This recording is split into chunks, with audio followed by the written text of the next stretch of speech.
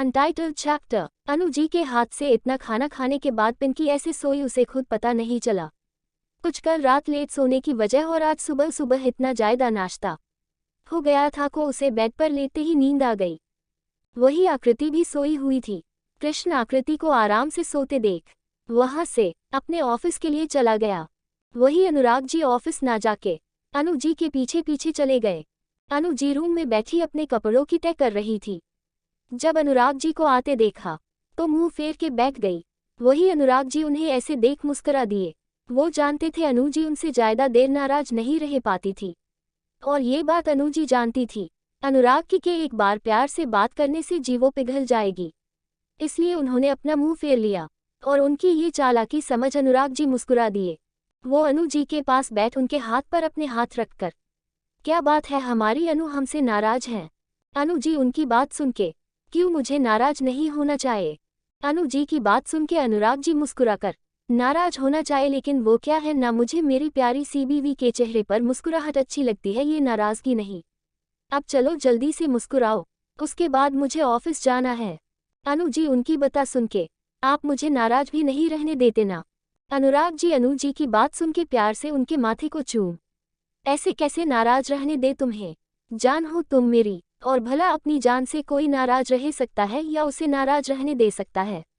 अच्छा ये सब छोड़ो, अब पहले तुम मुझे अपनी प्यारी सी मुस्कुराहट दो, उसके बाद मुझे ऑफिस जाना है। कृष्ण और बाबूजी अकेले हैं। अनु जी मुस्कुरा कर, जी अब जाए। अनुराग जी उन्हें देखिए हुई ना बात, अब आज का दिन बहुत अच्छा निकलेगा। उनकी बात सुन के अनु जी शर्मा कर, कुछ तो शर्म किया कीजिए, बच्चे बड़े हो गए हो, अब क्या सोचेंगे? अनुराग जी उन्हें देख कुछ नहीं सोचेंगे, बस यही बोलेंगे उनके डैड आज भी जवान है। अनुराग जी को देख अनु जी, कुछ दिन बाद दादा और नाना बन जाओगे, सुधर जाए और अब जाए ऑफिस। अनुराग जी अनु जी को देख मुंह बना के, आप सच में बहुत अनरोमांटिक हो। मैं चलता हूँ, लेकिन आज कुछ थोड़ा लाइट ही बनाना, नाश्ता काफी हैवी हो गया है। जी मैं ध्यान रखूंगी और आपकी बेटियों को अब थोड़ा ही खिलाऊंगी। अनुराग जी अनु जी की बात सुन के मुस्कुरा देते हैं तो अनु जी भी उन्हें देख मुस्कुरा देती है। अनुराग जी अपना बैग लेके मैं जाता हूँ। जी इधर हॉस्पिटल में हड़कंप मच गया था। राग की चोट लगने के बाद पुलिस उन लोगों को गिरफ्तार करके ले गई थी, क्योंकि जिसने सुसाइड की थी उसने अपना बयान दिया था। उसने सुसाइड नहीं की बल्कि सबके जबरदस्ती मिलकर उसे पॉइजन पिलाया, जिस वजह से उन्हें गिरफ्तार किया गया था। वही उनकी सिक्योरिटी के लिए एक पुलिस ऑफिसर को हॉस्पिटल में ही छोड़ा गया था। राग अपने सिर को फर्स्ट एड करा के आपके केबिन में आया और वार्ड बॉय से उस लड़की के बारे में पूछा। सर वो लड़की ठीक है, उसने बयान दिया उसने सुसाइड नहीं किया था बल्कि उसके घरवालों ने जबरदस्ती उसे पॉइजन पिलाया था। अभी उन्हें गिरफ्तार करके पुलिस लेके गई है। राग ने उसे देखा में सिर हिला दिया और वार्ड बॉय उसे देख अपनी ड्यूटी पर चला गया। वैसे तो चोट लगने की वजह से राग को दर्द हो रहा था, लेकिन अभी उसे राउंड पर जाके अपने पेशेंट को चेक करना ज्यादा जरूरी था, इसलिए वो वहां से हॉस्पिटल के राउंड पर निकल गया। उसे राउंड पर देख उसका दोस्त तो गुस्सा हुआ, लेकिन वो समझता था राग का ये काम है। आज के इस वाक्य से उनकी जिंदगी में क्या असर पड़ेगा ये सोचे बिना ही सब अपने काम पर लगे हुए थे। वही राज अपने ऑफिस का काम करके हॉस्पिटल के लिए निकल गया। हॉस्पिटल में जाके उसने राग के बारे में पूछा तो उसे पता लगा राग ग्राउंड पर है, इसलिए हर्ष के रूम की तरफ बढ़ गया। वही हर्ष ने आज यहाँ से जाने की सारी तैयारी करकी थी, क्योंकि सुनैना अब पूरी तरह ठीक थी, इसलिए अब वो यहाँ से जा सकते थे और सुनैना अब हर्ष के साथ अपनी जिंदगी बिताना चाहती थी, जिसके लिए उनका इस शहर से जाना ही बेहतर था। इसी सिलसिले में हर्ष राज से बात करना चाहता था। राज उसके रूम में गया तो देखा हर्ष अपने हाथों से सुनैना को खाना खिला रहा था। हालांकि राज के छोड़े बॉडीगार्ड ने कल को सारी बातें रिकॉर्ड करके राज के पास भेज दी थी, जिसके बाद उसे अंदाजा हो गया था कि सुनैना सच में खुद को बदलना चाहती है और जब किसी को दिल से अपनी गलती का एहसास हो तो उसे दूसरा मौका देना चाहिए। और यही कारण रहा हर्ष के दिल की बात जानकर और सुनैना के अंदर बदलाव देख उसने दोनों को एक बंधन में बंधाने के बाद अपनी बहन और अपने भाई जैसे दोस्त की जिंदगी से सुनैना को हमेशा दूर कर दे। उसने दरवाजा नॉक किया तो दोनों का ध्यान राज के ऊपर गया। राज को देखकर दोनों ही झेप गए। राज दोनों को निर्मल करने के अंदाज से, रिलैक्स सब ठीक है, वैसे ये बताओ राग आया था क्या इधर? हर्ष राज को देख, नहीं सर अभी तक तो सर नहीं आए, लेकिन आज मुझे नर्स से पता चला आज कुछ लोगों ने हॉस्पिटल में हंगामा कर दिया, शायद सर वही बिजी हो। राज हर्ष की बात सुन के परेशान हो गया। फिर उसे देख, हम तुम बैठो और सारा सामान पैक कर लो। दोपहर के 3 बजे कोर्ट में जाना है, उसके बाद तुम दोनों को मंदिर भी चलना, इसलिए उसी हिसाब से तैयार हो जाओ। मैं राग से मिलके आता हूँ। हर्ष उसे देख हमें सिर हिला देता है। राज उन्हें देख राग के केबिन की तरफ बढ़ जाता है। हॉस्पिटल के हॉन्मे की बात सुन के राज परेशान हो गया। उसे समझ नहीं आ रहा था क्योंकि ये हॉस्पिटल राज का पर्सनली था। उसका पार्टनर उसने सक्षम था जो यहीं पर डॉक्टर था। हद स्पेशल था क्योंकि सक्षम इस बात यहाँ नहीं था, इसलिए राग की सारी जिम्मेदारी थी। राज ये बात जानता था। वैसे तो राज बहुत सीधे और शांत था, लेकिन जब कि गलत होता तो उसका गुस्सा बहुत बेकार था। राज लंबे लंबे कदम लेके राग के केबिन में जाके बैठ गया। राग अपने केबिन में नहीं था, इसलिए वो वहीं बैठकर उसके आने का वेट करने लगा। इधर राग सबसे मिलके उसी लड़की के वार्ड में पहुंच गया जिसे आज मारने की कोशिश की गई और नाम सुसाइड का आ गया। वो लड़की राग को देख उसके आगे हाथ जोड़ के, माफ कर दीजिए, हमारी वजह आज उन लोगों ने आपको चोट पहुंचा दी। राग उसे देख, कोई बता नहीं, तुम सिर्फ ये बताओ कैसा फील कर रही हो, कोई दिक्कत तो नहीं है। राग की बात सुन के वो लड़की, नहीं सर, कोई प्रॉब्लम नहीं है, हम भी अब बेटर फील कर रहे हैं। राग वही बैठकर, कौन थे वो लोग और क्यों मारना चाहते थे तुम्हें? वो लकड़ी राग की देख, डॉक्टर साहब, हमारे माँ बाप बहुत छोटी सी उम्र में हमें छोड़ के चले गए थे।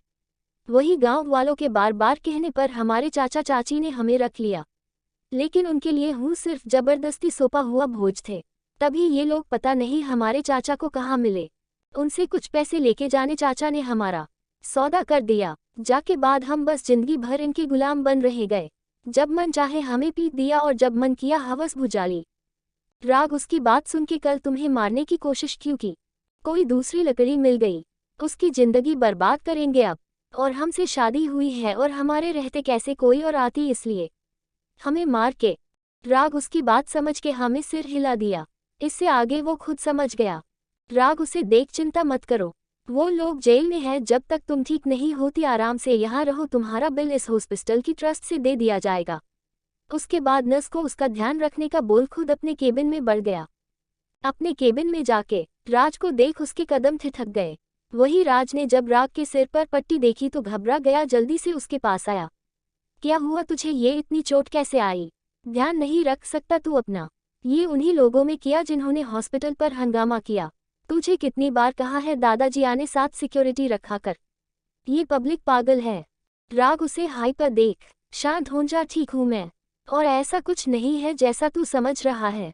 राज उसे देख, तू पागल किसी और को बनाना, तेरे सर की चोट से सब पता चल रहा है, और बचा कूचा मुझे हर्ष ने बता दिया। राग उसे बीच में रोक कर, लेकिन मेरी बात तो सुन तू। राज को घूर के देख बक। राग उसका हाथ पकड़ के उसे वही सोफे पर बिठाता है और खुद उसके बगल में बैठकर, अब सुन मेरी, उसके बाद उसे सारी बात बता देता है। राग की देख, यार कोई इतना गिरा कैसे हो सकता है? राज की बात सुन के राग, यही हमारे समाज की सच्चाई है राज, यहाँ कोई अपना नहीं है, सिर्फ पैसे के भूखे हैं। हम सही बोल रहा है, आखिर हमारी जिंदगी भी इसी की भेंट चढ़ी है। राग उसे देख, चल अब हर्ष के पास चलते हैं, मैंने डिस्चार्ज पेपर रेडी करा दिए हैं। दोनों ही हर्ष के पास चले जाते हैं। हर्ष और सुनैना की शादी। राग और राज दोनों ही हर्ष के कमरे की तरफ बढ़ जाते हैं। वही हर्ष ने सारा सामान पैक कर दिया था, क्योंकि कोर्ट में जाना था उन्हें, इसलिए हर्ष सुनैना की दवाई से लेके उसके छोटी मोटी चीज़ों का पूरा ध्यान रखा था। सुनैना उसे देख, तुम बैठ जाओ, ये काम मैं कर लूँगी। हर्ष ने एक नज़र सुनैना को देखा, कोई ज़रूरत नहीं है, पहले पूरी तरह ठीक हो जाओ, फिर जितना काम करना है करती रहना। उसकी बात सुन के सुनैना कुछ नहीं बोल पाए, लेकिन फिर खुद को देख, धीरे से, वो मेरे कपड़े। हर्ष के कानों में उसकी आवाज़ चली गई थी, इसलिए धीरे से उसकी तरफ नज़र घुमा के, हम एक मिनट। वो एक बैग उसकी तरफ बढ़ा देता है। सुनैना एक नज़र बैग पर देखती है, उसके बाद हर्ष को। हर्ष उसे देख, कपड़े ही है इसने, जाओ जाके चेंज कर लो, मुझे जो समझ आया मैंने ले लिया, बाकी तुम बाद में अपनी पसंद की ले लेना, एक बार शादी हो जाए उसके बाद शॉपिंग में चलेंगे। सुनैना हर्ष को कुछ नहीं बोलती, उसके हाथ से कपड़े लेके चेंज करने चली जाती है, क्योंकि 3 दिन से वो हॉस्पिटल के कपड़ों में थी। अब यहाँ से जाना था, मतलब उसे कपड़े चाहिए थे। कल मीटिंग के बाद हर्ष ने उसके लिए कपड़े लिए थे, बस देने से झिझक रहा था। पता नहीं सुनैना को पसंद आएंगे या नहीं, लेकिन आज जब सुनैना कहा उसके पास कपड़े नहीं है, उसे चेंज करना है, तो उसने अपने ले हुए कपड़े उसे दे दिए। थोड़ी देर में वो चेंज करके आई। हर्ष की नजरें उसके ऊपर ठहर गई। आसमानी रंग के पलाजो सूट में वो बहुत प्यारी लग रही थी। दोनों का ध्यान रूम का गेट खुलने से टूटा। हर्ष ने देखा गेट पर राज और राग दोनों खड़े हैं। दोनों एक उल्टी नजर सुनैना पर डाली, फिर एक दूसरे को देख हर्ष के पास आके, हो गई सारी तैयारी? हर्ष उन्हें देख, जी सर, बस डिस्चार्ज। वो आगे कुछ बोलता उससे पहले राग, डिस्चार्ज की चिंता मत करो, मैंने सारे पेपर रेडी करा दिए हैं। तुम दोनों बताओ, तुम्हारी सारी तैयारी है ना? तुम दोनों ही इस शादी के लिए दिल से तैयार हो? जी सर, हम। राग एक नज़र हर्ष को देख सुनैना के पास आता है और उसे देख, तुम्हें जिंदगी में एक दूसरा मौका दिया है, और एक बात याद रखना, जिंदगी हर किसी को दोबारा मौका नहीं देती, लेकिन तुम्हें मिला है। वो प्यार करता है तुमसे, इसलिए उसका फायदा मत उठाना। तुम्हारी माँ जिस कदम पर चली उसे नहीं अपनाओ तो जिंदगी आसानी से कट जाएगी तुम्हारी। सुनैना अपनी गर्दन नीचे कर लेती है। वही हर्ष और राज का ध्यान भी दोनों की तरफ चला जाता है। राज हर्ष को गहरी नजरों से देखता है और फिर धीरे से, हर्ष तुमने जो भी फैसला लिया है सोच समझ के लिया है ना? हर्ष, अगर दिल में कोई भी शक हो, दिल में उसके बारे में एक बार सोच लीजिए। हर्ष राज को देख, मैं जानता हूँ सर, आपको मेरी बहुत फिक्र है, लेकिन आप चिंता मत कीजिए, मैंने बहुत सोच समझ के फैसला लिया है, और यकीन मानिए सुनैना में बदलाव आया है और बाकी का मेरे प्यार से हो जाएगा। राज उसके कंधे पर हाथ रखकर, आई होप ऐसा ही हो, मैं बस तुम्हें खुश देखना चाहता हूँ। बाकी यहाँ से जाने के बाद तुम्हारे लिए होटल में रूम में किया है मैंने, दोनों वहाँ से तैयार होके कोर्ट पहुँच जाना, और केरला ही कब जाना है वो भी बता देना। मैं वहाँ पर तुम्हारे रहने और बाकी सब का इंतजाम कर दूंगा, और बाकी वहाँ की कंपनी अब तुम्हें ही संभालनी है। हर्ष राज को देख, मेरे ऊपर इतना बड़ा एहसान। राज उसे घूर के, अगर दोबारा एहसान का नाम लिया न तो मुंह तोड़ दूंगा तुम्हारा। बड़ा भाई होके दे रहा हूँ, छोटे भाई की तरह रखो, जायदा क्यों का करने की जरूरत नहीं है।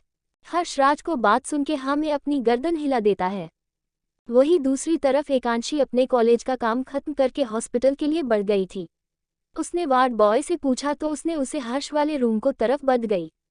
यही रूम की सुनैना राग को देख, आप चिंता मत कीजिए, इन 3 दिनों में मुझे समझ आ गया है प्यार जबरदस्ती नहीं मिलता, बल्कि प्यार तो एक एहसास, और मुझे ये समझ आ गया है आपके साथ मेरा प्यार नहीं सिर्फ अट्रैक्शन था। आप बेफिक्र रहिए, मेरी वजह आपकी और एकांशी की जिंदगी में कोई प्रॉब्लम नहीं आएगी, और मैं हर्ष के साथ खुशी खुशी अपनी नई जिंदगी शुरू करना चाहती हूँ। राग उसे देख, उसके सिर पर हाथ फेर के, हमेशा खुश रहो तुम दोनों, और एक मलाल कभी अपने दिल में नहीं रखना, क्योंकि जोड़ियां ऊपर वाला बनाता है। सुनैना राग की बात सुन के हाँ में गर्दन हिला देती है और नम आंखों से राग के गले लग जाती है। वही एकांशी जो रूम में आई थी, राग के गले सुनैना को देख उसकी आंखों में आंसू आ गए। राग ने हल्के से सुनैना की कमर पर हाथ रख दिए। वही एकांशी को साइड में खड़े राज और हर्ष नहीं दिखे, क्योंकि उसकी नजरें तो राग और सुनैना पर थी। जहां सुनैना का चेहरा उसके सामने था, वही राग की पीठ उसकी तरफ थी, लेकिन राग को वो दूर से भी पहचान सकती थी। वो बिना कुछ बोले, बिना दरवाजा खोले, डॉक्टर से चेकअप करा के गाड़ी के बैठकर घर के लिए निकल गई। पूरे रास्ते उसकी आंखों में आंसू थमने का नाम नहीं ले रहे थे। उसने ड्राइवर को गाड़ी रोकने का बोल, भैया आप घर जाए हैं, कॉलेज में कुछ काम है, डैड पूछे बताना, हम शाम तक आ जाएंगे। वो ड्राइवर उसकी बात सुन के हाँ में सिर हिला देता है और ऑटो लेके गुप्ता हाउस जाने की जगह वहां से अपने घर चला जाता है। यश जी को फोन करके बता देता है। यश जी को लगता है एकांशी राग के साथ होगी, इसलिए वो हाँ कह के उसे घर जाने की परमिशन दे देते हैं।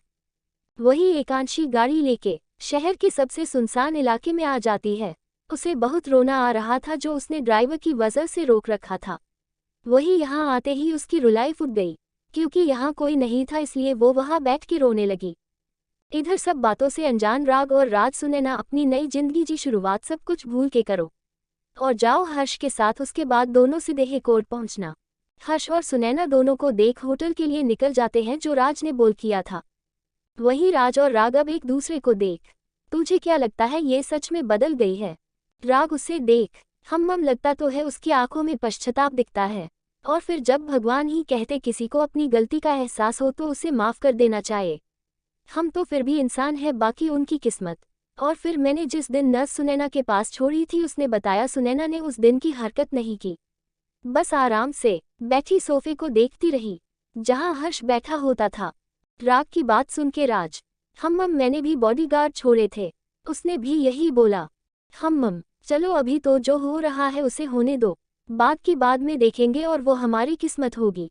राज उसे देख, मम ये बात तो सही कही तूने, चल पहले कुछ खा ले, उसके बाद कोर्ट और मंदिर में भी काम देखना है। राग उसे देख, मम एकांशी के हॉस्पिटल के आने से अनजान दोनों दोस्त खाने के लिए चल दिए। वही एकांशी अपने दिल और दिमाग में कितनी बड़ी गलतफहमी पाल के गई, इसका अंदाजा किसी को नहीं था। लंच करने के बाद राग और राज दोनों कोर्ट के लिए निकल गए। राज ने हर्ष की कॉल करके रेडी होके कोर्ट आने का बोल दिया। हर्ष ने सुनैना को देखा और एक बैग उसकी तरफ बढ़ा के चेंज कर लो, हमें कोर्ट में जाना है। सुनैना उसे देखे बिना वहां से बैग लेके चेंज करने चली जाती है। वही हर्ष ने रूम में ही चेंज कर लिए था। थोड़ी देर बाद सुनैना बाहर आई। पिंकी कलर के लहंगे ने बहुत ही खूबसूरत लग रही थी। हर्ष ने उसके कान के पीछे काला टीका लगाया। फिर उसे देख बहुत प्यारी लग रही हो, बस मेरी जी नजर न लग जाए। सुनैना उसकी तरफ देख अपनी नजरें नीची करके, तुम्हारी नजर कैसे लग सकती है। हर्ष उसकी बात सुन के मुस्कुरा देता है और उसका हाथ पकड़ गाड़ी को तरफ बढ़ गया। कुछ देर बाद गाड़ी कोर्ट के आगे आके रुकी। राज और राग पहले ही यह मौजूद थे। हर्ष और सुनैना उनके साथ अंदर की तरफ बढ़ गए। थोड़ी देर बाद दोनों ने उनकी शादी कराई और गाड़ी में बैठ के मंदिर की तरफ बढ़ गए। राग और राज ने मंदिर में सारी तैयारियां करा रखी। दोनों को मंदिर में लाए और पंडित जी कहे अनुसार सारी विधि शुरू हुई। कन्यादान राज ने किया। कहीं ना कहीं कंचन उसकी मां की बहन थी, उस नाते वो सुनैना का भाई लगता था। सिंदूर और मंगलसूत्र की रस्म के होने के बाद दोनों ने पंडित जी के पैर छुए और राग के आगे हाथ जोड़ लिए। राज हर्ष को देख, इन फॉर्मेलिटी की जरूरत नहीं है, बस आज से तुम दोनों एक पवित्र बंधन में बंध गए हो, इसलिए इस रिश्ते को दिल से और विश्वास से निभाना। फिर हर्ष को देख, आज ही जाना चाहोगे या कल। हर्ष एक नज़र सुनैना को देख, सर एक बार चेंज कर ले फिर निकलेंगे। राज उसे देख, मम बधाई हो तुम्हारी नई जिंदगी के लिए। उसके बाद राज और राग अपनी गाड़ी से और हर्ष और सुनैना अपनी गाड़ी से निकल गए। इन सब में जी उन्हें शाम के 5 बज गए थे। एकांशी का घर नहीं पहुंचना। राज वहां से सीधे घर की तरफ निकल गया, वही राग अपने हॉस्पिटल। इधर इन सब में किसी ने एकांशी का ध्यान नहीं दिया। राग हॉस्पिटल जाके अपने काम में बिजी हो गया, वही बाकी सब अपने कामों में लगे रहे हैं। करीब रात को 7:30 बजे एकता जी यश जी से राग को फोन करके पूछिए ना, गुड़िया अभी तक क्यों नहीं आई। वही राज जो उनकी बात सुन रहा था, एकता जी के पास आके, माँ गुड़िया वो राग के साथ नहीं थी। एकता जी और यश जी चौंकते हुए, क्या बोल रहे हो तुम, गुड़िया तो हॉस्पिटल गई थी अपना चेकअप कराने। राज परेशान होके, माँ राग तो मेरे साथ था, मैं तो घर की तरफ आ गया, वही वो हॉस्पिटल की तरफ चला गया। वही राघव और सबने सुना तो परेशान होके, लेकिन गई कहा। राज सबको देख, आप लोग शांत हो जाए, मैं राग को फोन करके पूछता हूँ, वो अगर वहाँ होगी तो आ जाएगी। राग अभी हॉस्पिटल में ही है।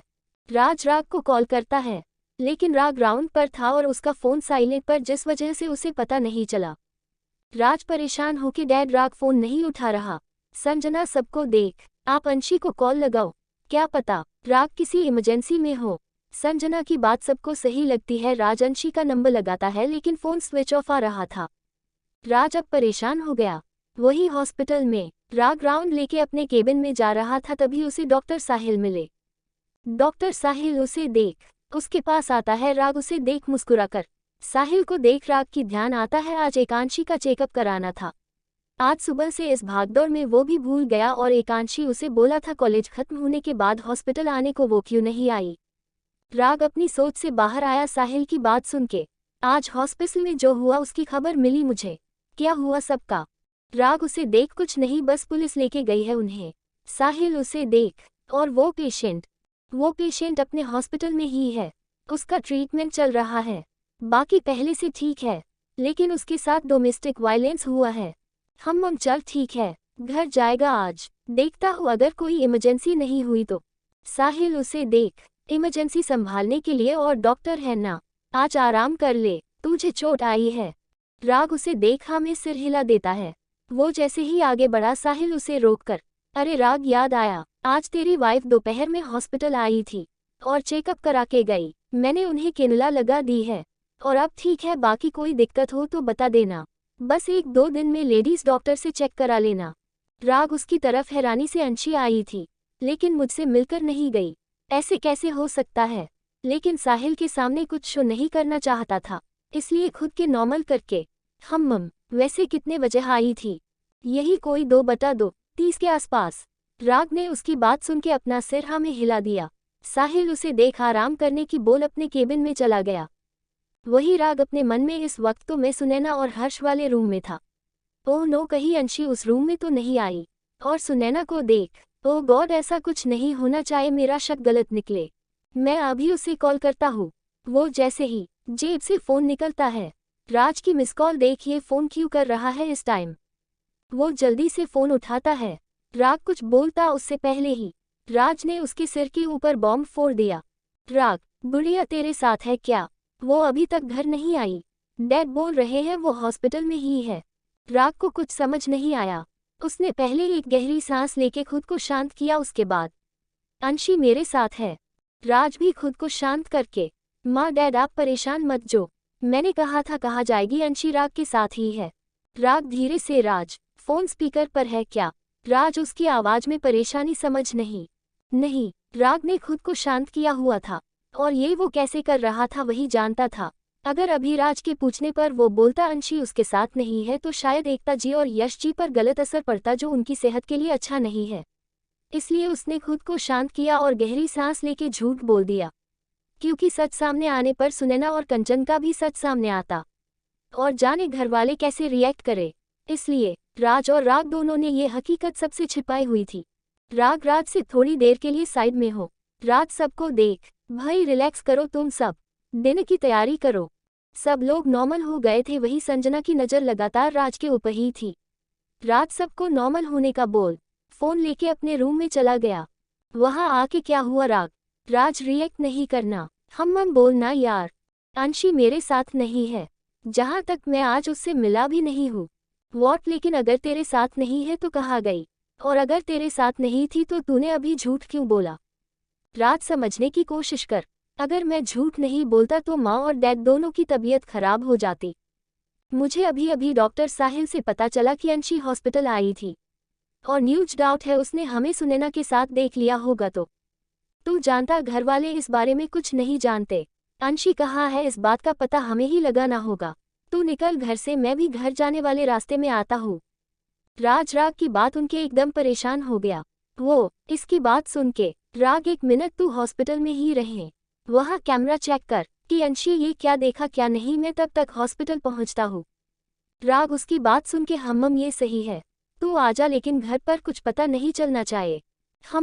राज ने अपना फोन काटा, उसके माथे पर परेशानी अलग ही दिख रही थी।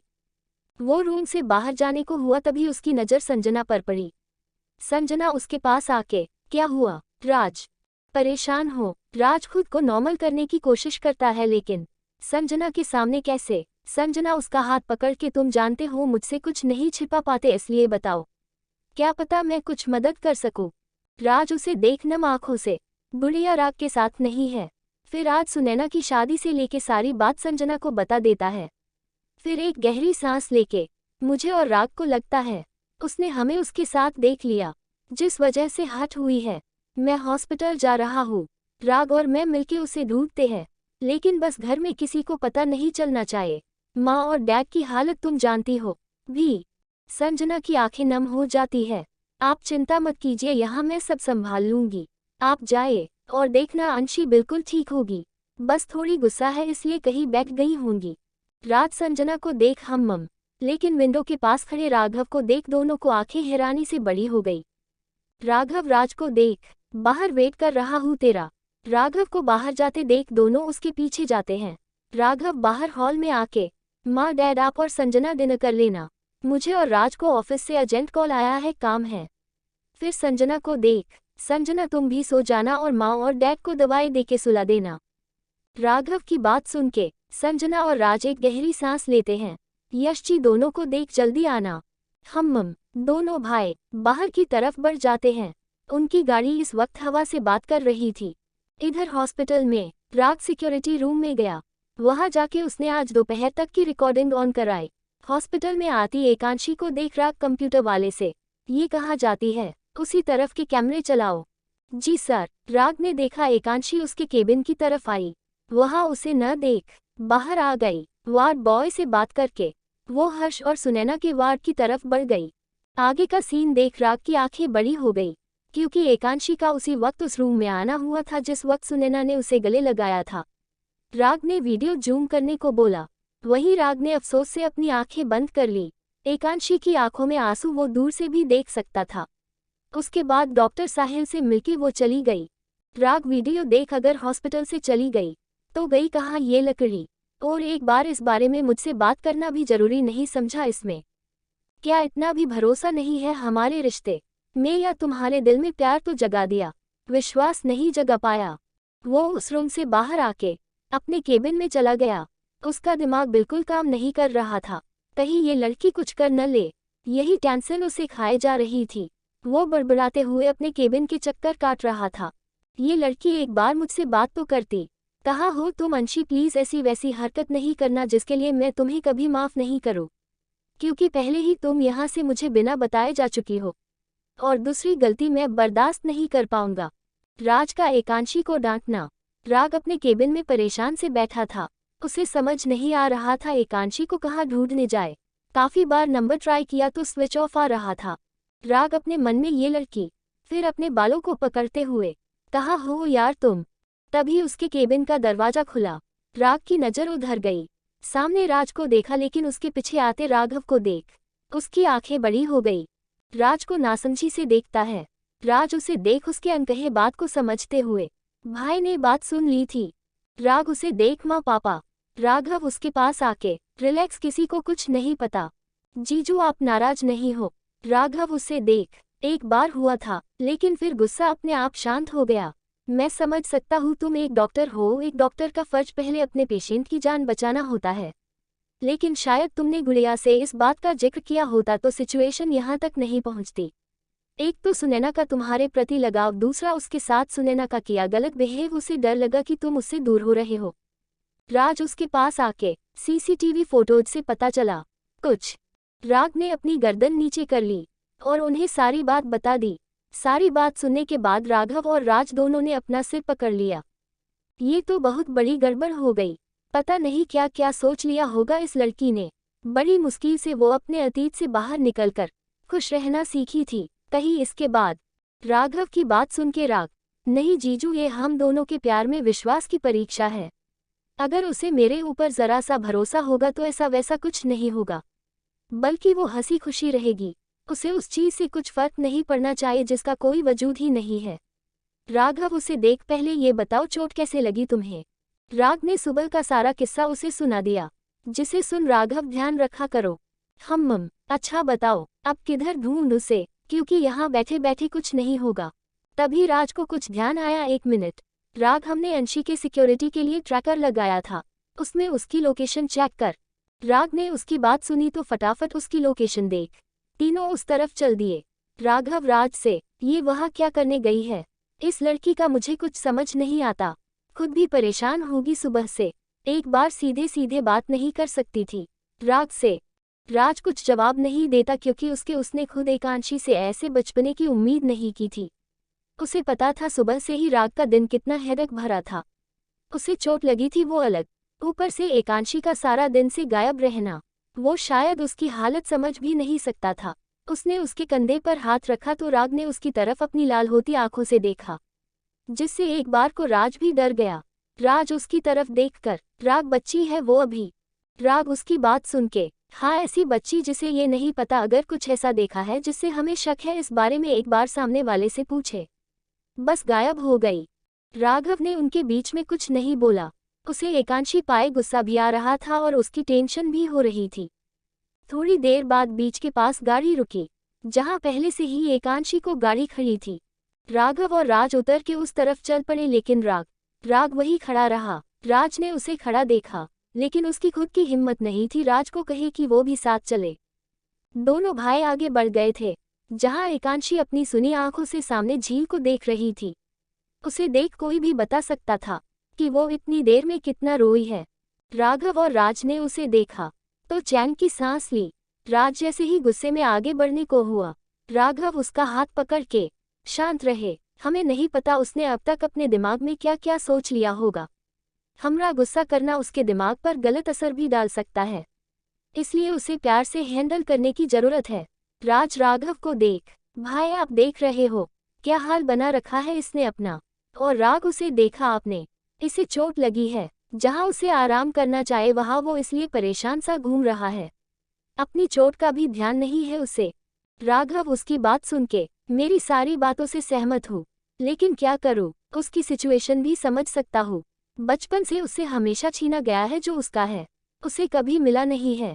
उसकी ही हक पर किसी और ने हक जताया है, इस हिसाब से उसका शायद ऐसे रिएक्ट करना गलत भी नहीं है। ऊपर से सुनैना को नजर पहले ही राग के ऊपर थी। राघव अब राज को देख, मैं ये नहीं कहता राग गलती है, लेकिन एक तरह से देखा जाए तो बुढ़िया की भी गलती नहीं है। राज बिना कुछ कहे वही खड़ा हो गया और राघव एकांशी की तरफ बढ़ गया। एकांशी अभी भी ऐसे ही बैठी थी। राघव उसके बगल में बैठ गया। एकांशी को जब एहसास हुआ उसके बगल में कोई है तो गर्दन घुमा के देखा। जहां राघव को देख उसकी आंखें बड़ी हो गई। भाई आप यहाँ?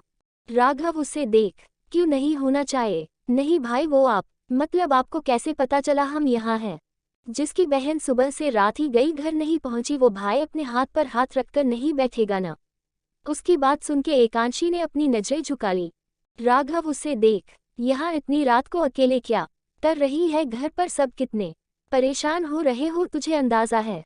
माँ पापा को कैसे बहाने बना के घर बाहर निकले हैं ताकि तुझे ढूंढ सके, और तू है कि यहाँ शहर से बाहर इतनी दूर बैठी है।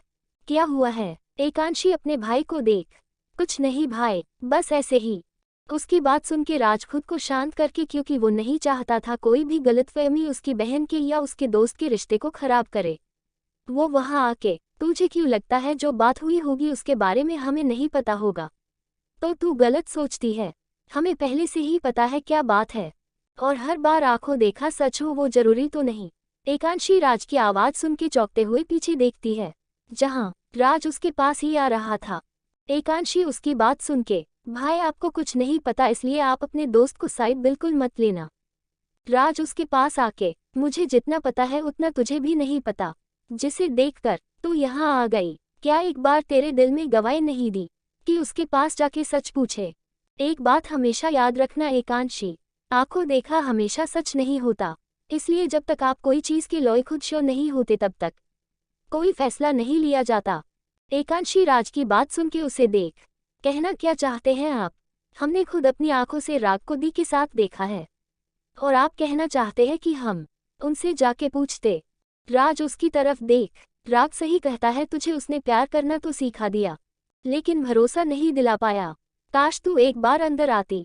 वह राग अकेला नहीं था, मैं उसके साथ मौजूद था, और सुनैना राग को थी ने दूर नहीं कर रही थी, बल्कि अपनी गलतियों की माफी मांगकर अपनी नई जिंदगी की शुरुआत करने जा रही थी। आज उसकी शादी हुई मेरे सेक्रेटरी हर्ष के साथ, और हमेशा के लिए यहाँ से जा चुकी है। लेकिन तुझे कहाँ ये बात समझ आती है? तूने तो सिर्फ जो देखा वो मनकर यहाँ आ गई, बिना किसी को, बिना बताए। तूने एक बार भी नहीं सोचा राग को जब पता चलेगा तो कैसा लगेगा उसे? सारा दिन उसे सांस लेने की फुर्सत नहीं होती, फिर भी हमेशा तेरे लिए टाइम निकालता है। और तू, क्या किया तूने? उसी के प्यार पर शक कर लिया। राग की बात सुन के एकांशी ने अपनी नजरें झुका ली। तो राज उसे देख, नजरें झुकाने से काम नहीं चलेगा अंशी, अपने अंतर्मन से पूछ, तू गलत है, और इस बात को तू चाह कर भी नहीं मना कर सकती। आज उसका दिन इतना हेडेक भरा था, फिर भी तेरे बारे में जानने को तू आज घर नहीं पहुंची। उसकी क्या हालत हुई इसका अंदाजा भी नहीं है तुझे। उसे आराम की जरूरत थी, लेकिन तेरी फिक्र में उसे कहाँ से आराम सूझता, और ये जानने के बाद कि उसकी पत्नी हॉस्पिटल में आके अपनी एक गलतफहमी के चलते सबको बिना बताए गायब है, क्या बीतेगी उस पति पर? एकांशी नजरें झुकाए वहां खड़ी थी, कहीं ना कहीं उसे अपनी गलती का एहसास था। राज उसे एक नज़र देखता है, उसे खुद अच्छा नहीं लग रहा था, लेकिन आज एकांशी को आईना दिखाना जरूरी थी, क्योंकि आज उसने अपने दोस्त की भी तकलीफ देखी, और जितनी उसे एकांशी प्यारी थी उतना उसे राग प्यारा था। वो राग का तकलीफ भरा चेहरा सहन नहीं कर पा रहा था। राज को देख राघव उसके पास आके बस बहुत डांट दिया उसे। वो समझ गई है उससे गलती हुई है, और राग की तो डांटने की जरूरत ही नहीं है, सारी कसर तो तूने पूरी कर दी। राघव एकांशी के पास आके, बेटा तूने गलती की है, बुझा बिना बाग की तह तक जाए, तूने राग को जज किया है। जा, वहाँ गाड़ी के पास है, वो बस नाराज है इसलिए यहाँ नहीं आया। राघव की बात सुन के एकांशी उस तरफ चली जाती है। राग की नाराजगी। राघव एकांशी को देख, तूने राग का दिल दुखाया है गुड़िया, और उसके लिए तुझे राग से माफी मांगनी होगी। तूने हक किया है उससे। जा, वो बाहर गाड़ी के पास खड़ा है। एकांशी ने एक नज़र राघव को देखा, उसके बाद राज को देख वहां से उस तरफ चली गई जहां गाड़ी खड़ी थी। वही राघव राज को देख, संजना को कॉल करके बता दे गुड़िया हमारे साथ है। राज उसे देख हमें सिर हिला के वहां से दूसरी तरफ चला जाता है। वही राघव भी पिंकी का नंबर मिला देता है। वही दूसरी तरफ एकांशी गाड़ी के पास पहुंच गई थी, जहां राग दूसरी तरफ अपनी कमर फेर के खड़ा था। एकांशी की हिम्मत नहीं हो रही थी, वो राग से बात करे तो करे कैसे। उसने हिम्मत करके राग की तरफ कदम बढ़ाए। इधर राग खुद बेचैन से खड़ा था, अपने आसपास एहसास को पाकर उस तरफ पलट गया। अपने सामने एकांशी को देख उसने एक गहरी नज़र उसके ऊपर डाली। लाल सूजी आंखें जो चुगली कर रही थी कि वो दोपहर से अब तक जाने कितना रो चुकी है। बिखरे बाल। उसे देख राग की आंखों में गुस्सा उतर आया। क्या इस लड़की को मेरे ऊपर जरा भी भरोसा नहीं है? क्या इसने एक बात भी नहीं सोचा? मैं ऐसा नहीं कर सकता। वही एकांशी की नज़र राग पर गई। उसके सिर पर पट्टी लगी देख उसकी आंखें हैरानी से बड़ी हो गई। वो राग के पास आके उसके सिर पर हाथ लगा के देखती है। उसकी आंखें नम हो गई। वो कांपते लफ्जों के साथ, ये क्या हुआ है राग? आपको इतनी चोट कैसे लगी? आप खुद का ध्यान नहीं रख सकते क्या? आपको लगी कैसे? एकांशी बोल ही रही थी, तभी राग को आवाज सुन के उसके हाथ नीचे हो गए। कैसे लगी सच में? और ये तुम्हें अब दिखी जब हमारे रिश्ते के भरोसे को तुम कटघरे में खड़े करके आई, तब नहीं दिखा? या बस तुम्हारी आंखों में तुम्हें कुछ और देखने ही नहीं दिया? राग को बातें सुन एकांशी कुछ नहीं कह पाई। फिर गलती थी उसकी, उसने अपनी गलती से अपने रिश्ते को सवालों का घेरे में खड़ा कर दिया था। उसे कुछ न बोलते देख राग का गुस्सा बढ़ गया। वो एकांशी को बाजुओं से पकड़ता है, लेकिन उसकी आंखें हैरानी से बड़ी हो गई। एकांशी का सारा शरीर बुखार से तप रहा था। उसे देख राग अपने धीरे से गुस्से से, आज की मेडिसिन की थी तुमने? एकांशी को कुछ समझ नहीं आया। अचानक से राग उसे मेडिसिन के बारे में क्यों पूछ रहा है, लेकिन तभी उसका ध्यान राग की लाल होती आंखों पर गया, जिन्हें देख एक पल को वो डर गई। राग उसे देख, एकांशी कुछ पूछ रहा हूँ मैं तुमसे, तुमने खाना खा के मेडिसिन ली थी? एकांशी उसे देखना में सिर हिला देती है। राग उसे देख गुस्से में, और मैं जान सकता हूँ किस खुशी में। वो हम। राग उसे देखता है। क्या वो हाँ? एकांशी को कुछ समझ नहीं आ रहा था वो कैसे राग के गुस्से को शांत करे। वो उसके गले लग गई। माफ कर दो, जानते हैं हमने गलती की है, आपके ऊपर भरोसा न करके और आज अपनी मेडिसिन ना लेके, लेकिन हम क्या करें? हमें कुछ समझ ही नहीं आया हम कैसे रिएक्ट करें, बस इसलिए यहाँ आ गए। बोलते हुए एकांशी की आंखों के आंसू आ गए। वो राग को देख, बचपन लेके आज तक जो हमारा था वो हमेशा दी को दे दिया गया, बस इसलिए आज आपको उनके साथ देख डर गए, क्योंकि हम कुछ भी सह सकते हैं लेकिन आप आपको खोना नहीं चाहते, क्योंकि अगर आप हमसे दूर हुए थे हम नहीं जी पाएंगे। मर। एकांशी कुछ बोलती उससे पहले राग उसके मुंह पर उंगली रखकर, बस इससे आगे एक शब्द नहीं, मुझसे बुरा कोई नहीं होगा। एकांशी की आंखें नम थी। वो राग की उंगली अपने मुंह पर से हटाकर, हम सच बोल रहे हैं राग, आपके बिना हम जीने की सोच ही नहीं सकते। आपके सुनैना दी के इतने करीब देखकर हमें कुछ समझ ही नहीं आया। वहाँ खड़े भाई और हर्ष को हम देख जी नहीं पाए, और हमें ऐसा लगा जैसे हमारी सांसें कोई ले रहा है। प्लीज़ हमें माफ़ कर दीजिए, हम कभी ऐसी गलती नहीं दोहराएंगे। राग एकांशी की आंखों में आंसू देख पिघल गया। यही तो उसकी खासियत थी, वो किसी को उदास नहीं देख सकता था, न ही वो किसी की आंखों में आंसू देख सकता था। और फिर एकांशी से तो वो प्यार करता है, उसे कैसे तकलीफ में देख सकता था? उसे गुस्सा आता था लेकिन वो पल भर का ही रहता। वो बहु ही शांत स्वभाव का लड़का था। एकांशी को रोता देख उसने अपने आप को शांत किया और झटके से एकांशी को अपनी तरफ खींच के अपनी बाह ले लिया। इधर राज ने संजना को फोन करके बता दिया था, उन्होंने एकांशी को पता लगा लिया है और वो उनके साथ ही है। संजना ने एक गहरी सांस छोड़ी और राज से, ठीक है ना, वो कोई दिक्कत तो नहीं है? हम ठीक है, बस सुनैना को राग के साथ देख उसके दिल में डर बैठ गया था, बाकी मैंने उसकी सारी गलतफहमी दूर कर दी है। मैं नहीं चाहता कोई भी गलतफहमी दोनों के बीच पैदा हो। और मैं राग का गुस्सा जानता हूँ। उसका गुस्सा झाग जैसे है, पल में आता है और फिर यूं ही गायब हो जाता है। तुम चिंता मत करो, राग उसे संभाल लेगा और गुस्सा भी शांत हो जाएगा। वैसे माँ और डैड सो गए हैं ना? उन्होंने हमारे जाने के बाद कोई सवाल तो नहीं किया? संजना राज की बात सुन के, रिलैक्स करो, माँ और डैड ने कुछ नहीं कहा और मैंने उन्हें मेडिसिन देके सुला दिया है। बस आप दोनों आ जाओ। हम लेकिन एकांशी को आज राग के पास ही छोड़ेंगे। राग की भी तबीयत ठीक नहीं है और इस अनबन के बाद उनका कुछ समय साथ रहना ज़्यादा जरूरी है। वैसे भी सुबह होते ही दोनों अपने रूटीन के बिजी हो जाएंगे। हम जैसा तुम्हें ठीक लगे। रात संजना से बात करके फ़ोन काट देता है। वही राघव पिंकी से बात कर रहा था। पिंकी उसे बात करके आप घर पर क्यों नहीं आए? आप माँ पापा से बोल के गए थे रात का डिनर यही करोगे। हम माँ पापा को सॉरी बोलना मेरी तरफ से। काम आ गया था, जिस तुम्हें लेने आऊँगा उस दिन डिनर वही करूँगा। हम बाकी घर पर सब ठीक है। राघव उसकी बात सुन के, हम सब अच्छे हैं, बस तुम नहीं हो, सब खाली खाली लग रहा है। पिंकी उसकी बात सुन के, मक्खन लगा रहे हो? राघव पिंकी को बात सुन के, तुम्हें ऐसा लगता है? नहीं। हम चलो उसे तुमसे, तुम आराम करो, यहाँ सब अच्छे हैं, तुम तुम्हारा और बेबी का ध्यान रखो। हम ठीक है, चलो गुड नाइट। Good night. इधर एकांशी राग की बाहों में थी। उसके आंसू राग के सीने पर गिर रहे थे, को राग को परेशान कर रहे थे। राग से जब बर्दाश्त नहीं हुआ तो एकांशी को खुद से लग किया और नाराजगी से आंखों में नल फीड किया हुआ है तुमने। जब देखो चली रहती है, जानती हो ना तुम्हारे आंसू मुझे तकलीफ देते हैं। फिर उसके आंसू अपने हाथ से साफ करके, अब रोना नहीं। बस एक बात हमेशा ध्यान रखना, राग यदुवंशी सिर्फ तुम्हारा है, उसके दिल में तुम्हारी जगह कोई नहीं के सकता।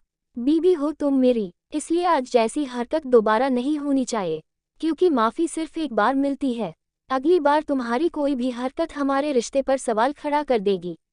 राग की बात सुन के, आगे से ऐसा नहीं होगा, पक्का? हम तो अब ये बात तो खत्म हो गई। अब ये बताओ तुम्हारी लापरवाही के लिए तुम्हें क्या सजा दूँ? मेरी सारी बातें क्लियर करने के बाद भी तुमने आज लापरवाही की है। राग की बात सुनने के बाद एकांशी अपनी नजरें नीची कर लेती है। राग उसे ऐसे देख, तुम्हारी नजरें मुझे नीचे नहीं बल्कि मेरी आंखों में मिलती चाहिए। सॉरी। राग कुछ कहता उससे पहले राघव और राज वहां आके, राग तुम दोनों या तो मेरे फ्लैट पर चले जाओ या फिर फार्म हाउस पर चले जाओ, हम घर जाते हैं। राग उन्हें देख, आप दोनों घर जाए जीजू, मैं एकांशी को लेके हॉस्पिटल जा रहा हूँ, आज की उसकी मेडिसिन भी रह गई है।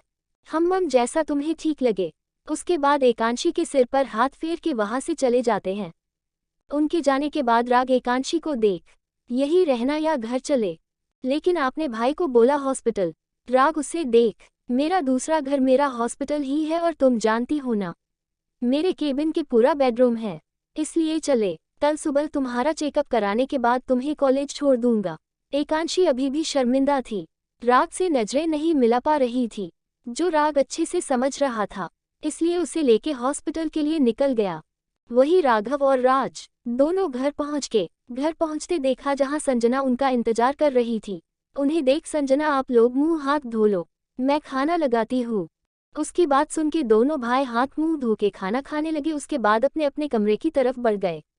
हालांकि आज राघव की नींद नहीं आनी थी, क्योंकि शादी के बाद पहली बार थी जब पिंकी उससे दूर हुई थी और इस वक्त फ़ोन करके वो है परेशान नहीं करना चाहता था, इसलिए उसने कुछ नहीं कहते हुए अपनी आंखें बंद कर ली और कुछ ही देर में उसकी आंख लग गई।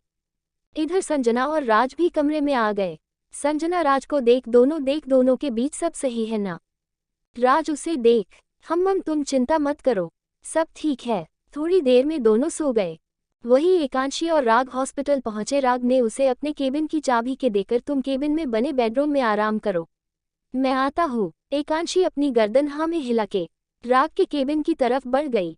क्यों उदास हो? राग वहां से पहले कैंटीन से खाना ऑर्डर करा के अपने केबिन के भेजने का बोल दिया। उसके बाद अपने केबिन की तरफ बढ़ गया, क्योंकि इस वक्त कुछ गिने चुने डॉक्टर ही यहाँ थे और सब अपने केबिन में थे।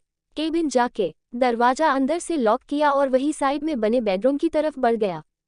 उसकी नज़र एकांशी पर गई, जो बेड के हेड से टेक लगाए बैठी थी, आंखें बंद कर रखी थी। राग पहले गुस्से में एकांशी की सिचुएशन नहीं समझ पाया था, अचानक ऐसे एकांशी के गायब होने से वो परेशान हो गया था।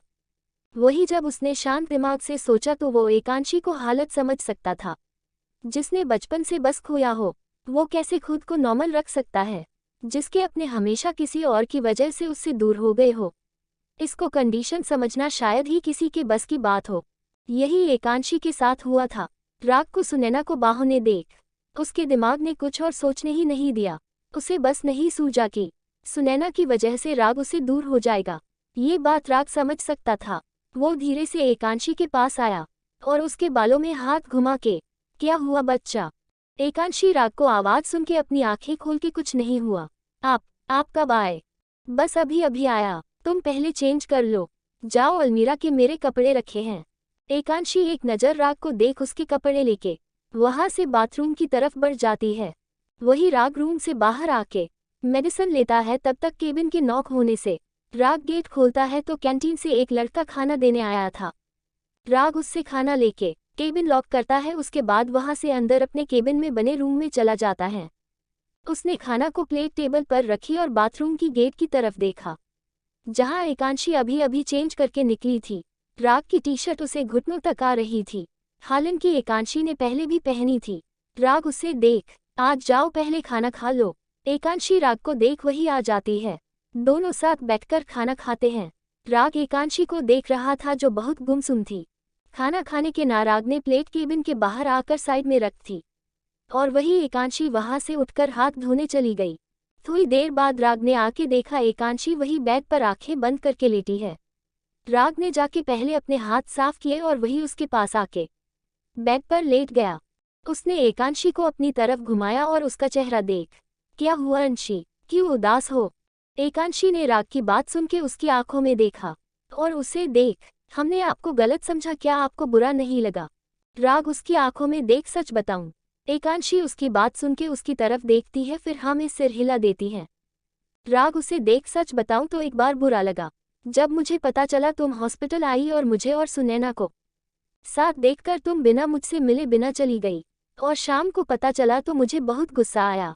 मुझे भरोसा नहीं हुआ था तो सीसीटीवी फुटेज चेक किया। इसके बाद मुझे सच में यकीन नहीं हुआ कि तुम सच हो। सब देखकर एक बार भी मुझसे बात करना जरूरी नहीं समझा, एक बार अंदर आकर देखना जरूरी नहीं समझा। वहाँ राज के साथ साथ हर्ष भी मौजूद था। अगर तुम आ जाती तो न तुम्हें इतनी प्रॉब्लम होती ना ही किसी और को। सब सही होता, सारा दिन तुम घर से बाहर भूखी प्यासी नहीं रहती और अब जो बुखार में हो वो भी नहीं होता। लेकिन अब तुम्हें ऐसे देख मुझे रियलाइज हुआ तुम पूरी तरह गलत नहीं हो। कहीं कहीं ना तुम्हारे साथ हुई अतीत में नसीनासाफी का असर है जिसने तुम्हें लगता है तुम्हारे सब रिश्ते फिर से किसी और की वजह से फिर से दूर न हो। जब गुस्सा शांत हुआ तो अच्छे से तुम्हारी सिचुएशन समझ आई और सच बताऊं, तुम्हारी आंखों में आंसू देख मेरा गुस्सा खुद ही गायब हो गया और अब कोई नाराजगी भी नहीं है। एकांशी राग की बातों को बहुत ध्यान से सुन रही थी। राग की एक एक बात सच थी। कहीं ना कहीं उसका अतीत उसका आज पर हावी हो गया। ऐसा नहीं था उसे राग पर भरोसा नहीं था, उसे बहुत भरोसा था राग पर, लेकिन अपने साथ हुए गलत बर्ताव के कारण उसके सोचने समझने की शक्ति ने जवाब दे दिया और बिना किसी को बताए वो हॉस्पिटल से चली गई। राग उसे देख, हम जानता हूँ सब कुछ, तुम्हें कुछ भी एक्सप्लेन करने की जरूरत नहीं है। मैं जानता हूँ तुम कभी किसी की जानबूझ के परेशान नहीं करती और हम सब तुम्हारी सिचुएशन समझते हैं। मुझे या किसी को भी तुमसे कोई शिकायत नहीं है। बस एक बात का ध्यान रखना, तुम हमारे लिए बहुत कीमती हो। तुम्हारे बिना जीने की मैं सोच भी नहीं सकता। इसलिए आगे कभी ऐसी सिचुएशन आए तो सीधे आके मुझसे बात करना, खुद से कुछ भी अपने मन में नहीं सोचना। समझ गई ना? एकांशी राग को कस के गले लगा के, हम वादा करते हैं आपसे कभी ऐसा नहीं होगा। कुछ भी होगा उससे पहले हम आपसे बात करके खुद से अपने दिमाग में फैसला नहीं लेंगे, ना ही अपने रिश्ते को शक के घेरे में खड़ा करेंगे। राग उसकी बात सुन के मुस्कुराकर, मैं जानता हूँ। अच्छा अब यहाँ बैठो, मैं दवाई देता हूँ। राग उसे मेडिसिन देता है और फिर उसे एक इंजेक्शन लगा के अब सो जाओ, आज बिल्कुल आराम नहीं किया। वो वही एकांशी को बाहों में लेके लेट जाता है। थोड़ी देर बाद उसे देख शरारत से, वैसे अंशी अगर तुम्हें इतने दिन शादी का वेट नहीं हो रहा तो तुम बता दो, मैं दादू से बात करके पहले ही शादी की बात कर लूंगा। क्या कह रहे हो आप? हमने ऐसे कब कहा? राग उसे देख शरारत से, अच्छा तभी तो रोज दूसरे दिन किसी न किसी बहाने रात मेरे साथ बीती है तुम्हारी। अब रात को मेरी बाहों में रहना है तो क्यों इतने दिनों का इंतजार करना। राग की बात सुन के एकांशी उठकर बैठते हुए, कुछ भी बोल रहे हो आप पहले ये बताओ, हमने कब कहा है हमें अभी शादी करनी है। राग जो लेटा हुआ था वो भी बैठ गया था। हाँ तो और क्या करूँ, इतनी प्यारे खूबसूरत बीवी बाहों में हो, फिर भी खुद को कंट्रोल करके रखे, कैसे होगा ये बताओ तो जरा। ऊपर से इतनी हसीन रात। उसकी बात सुन के एकांशी उसे घूरने लगती है, लेकिन थोड़ी देर बाद उसकी बात का मतलब समझते ही उसकी आंखें हैरानी से बड़ी हो जाती है। वो राग को देख, कितने बेशर्म हो गया हो ना आप, है वक्त यही सोचता है जाए हमें बात नहीं करनी आपसे। एकांशी अपना मुंह फुलाकर बैठ जाती है। वही राग उसे देखता है जिसने अपना मुंह फुलाए हुआ था, और वो ऐसे बहुत प्यारी लग रही थी। राग इसके करीब आके, क्या हसीन जालिमा है, उसकी तो रूठने का अंदाज भी हद को फेल करने का काम करता है। राग की बात सुन के एकांशी उसकी तरफ देखती तो राग उसे देख अपनी बाएं आंख दबा देता है। एकांशी का मुंह हैरानी से खुला रह जाता है। राग उसे देख उसके पास आके उसके मुंह को बंद करता है और उसे देखकर, बस करो मुंह बंद कर ली, नहीं तो मक्खी घुस जाएगी। एकांशी उसे देख, क्या खाया है आपने, कैसी कैसी बात कर रहे हो आप। अरे पर मैंने क्या कहा। एकांशी उसे घूरने लगती है तो उसे देख, अच्छा बाबा कुछ नहीं बोल रहा लेकिन तुम गुस्सा मत हो। एकांशी उसे देख बेड पर लेट जाती है। वही राग उसे देख मन में, चल बेटा राग सो जा, क्योंकि तेरी ये भोली भाली बीवी पल पल में रंग बदलती है। अगर इसका पर चढ़ा तो तुझे दिन में तारे दिखा देगी। फिर मन में दिल के अरमान आंसुओं में बह गए। फिर अपने दिल पर हाथ रखकर, शांत हो जा तू, कुछ समय कंट्रोल में रहे, उसके बाद तो जो तू चाहेगा वही होगा, अब बस चुपचाप रहे। वो उसे देख कुछ नहीं बोलता, लेकिन एकांशी को अपनी तरफ खींच लेता है, जिससे एकांशी कुछ देर तो उसकी बाहों में कसम साती, लेकिन थोड़ी देर बाद उसकी बाहों में आराम से सो जाती है। वही राग उसे सुकून से सोते देख मुस्कुरा देता है और झुक के उसका माथा चूम लेता है। वही एकांशी के होठों पर भी मुस्कुराहट आ जाती है। राग अपने मन में, बस तुम हमेशा खुश हो रहो, इसके अलावा मुझे कुछ नहीं चाहिए। लेकिन अब तुम्हारे अंदर से सबको खोने का डर निकालने होगा, जिससे तुम आराम से हंसी खुशी रह सको। थोड़ी देर बाद राग की आंख लग जाती है। वही दोनों सुकून से एक दूसरे को बाहों में सो जाते हैं।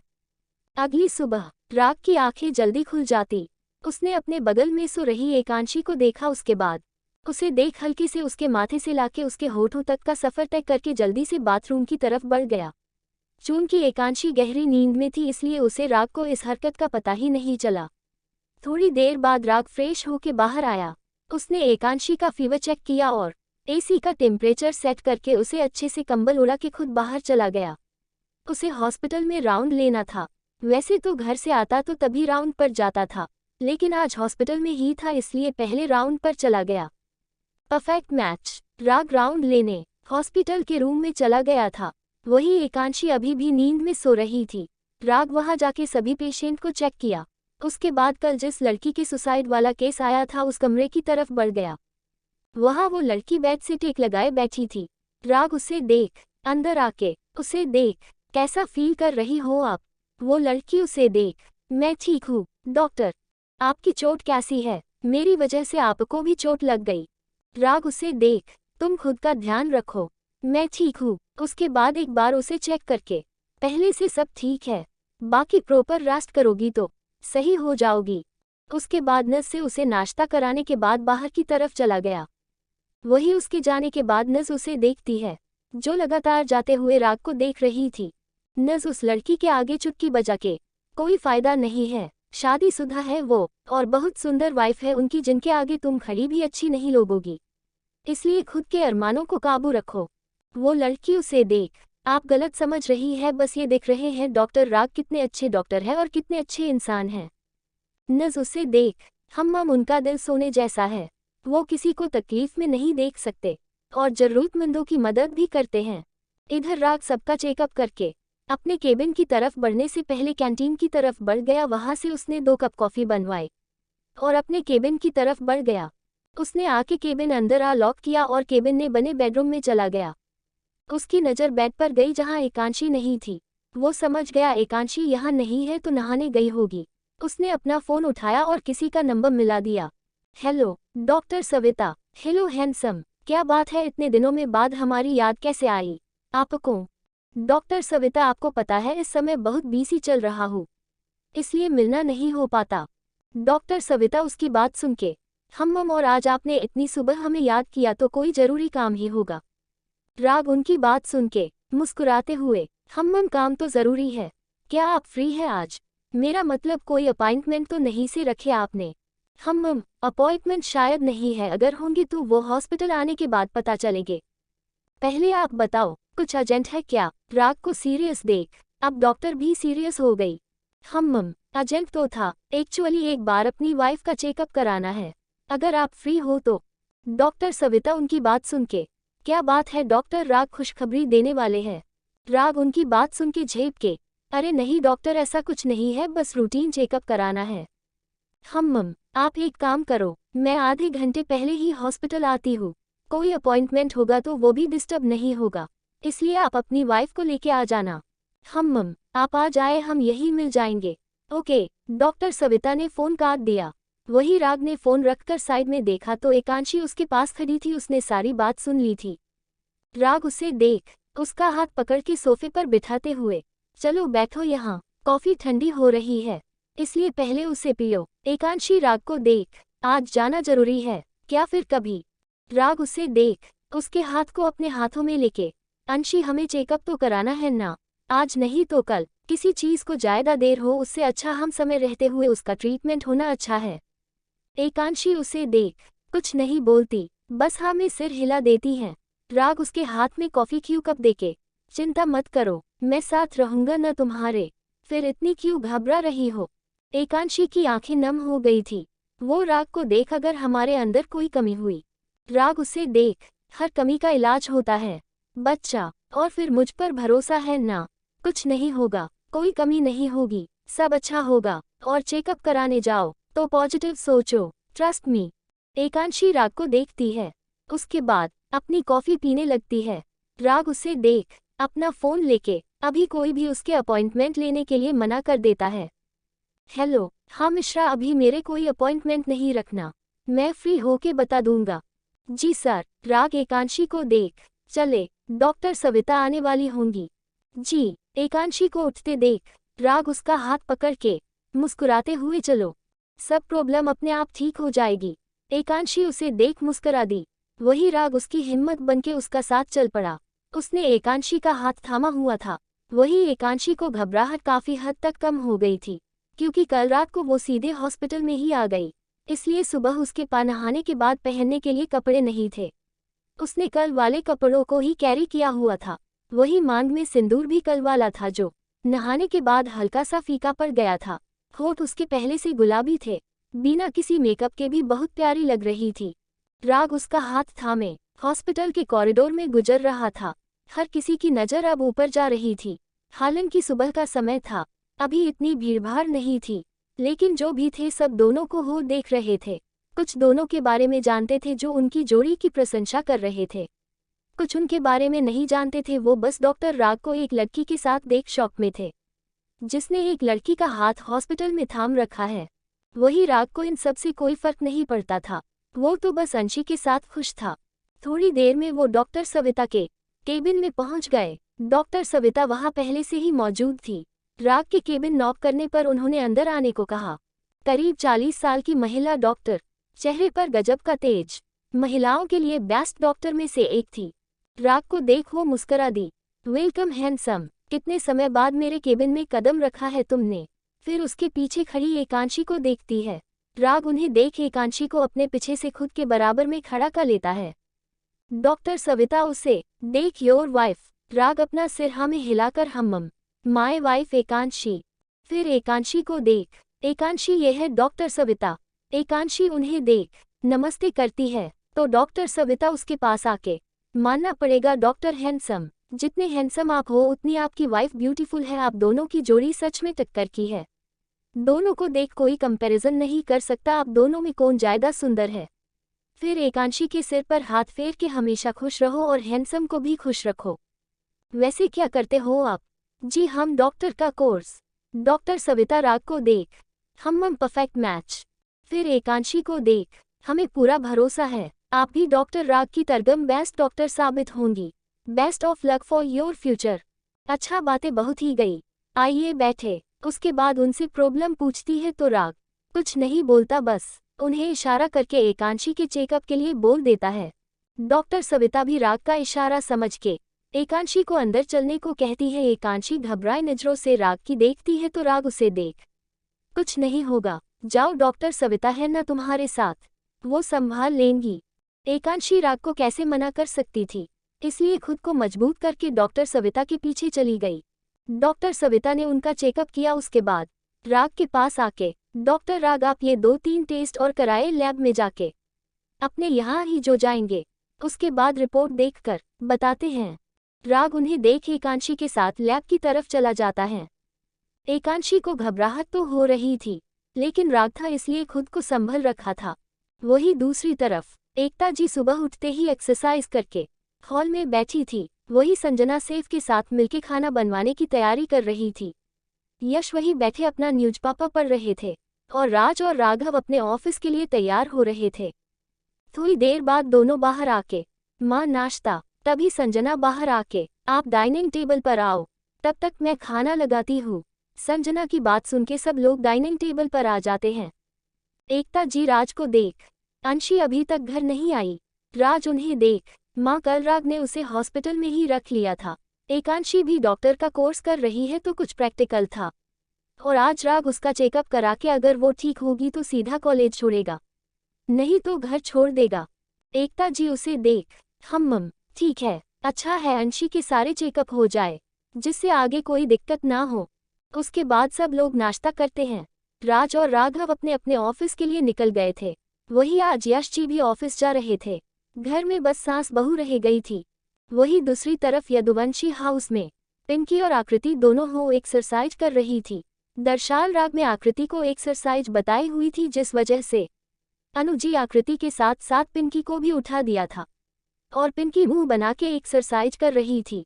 थोड़ी देर बाद एक्सरसाइज करने के बाद दोनों नहा धो के डाइनिंग टेबल पर आ गई।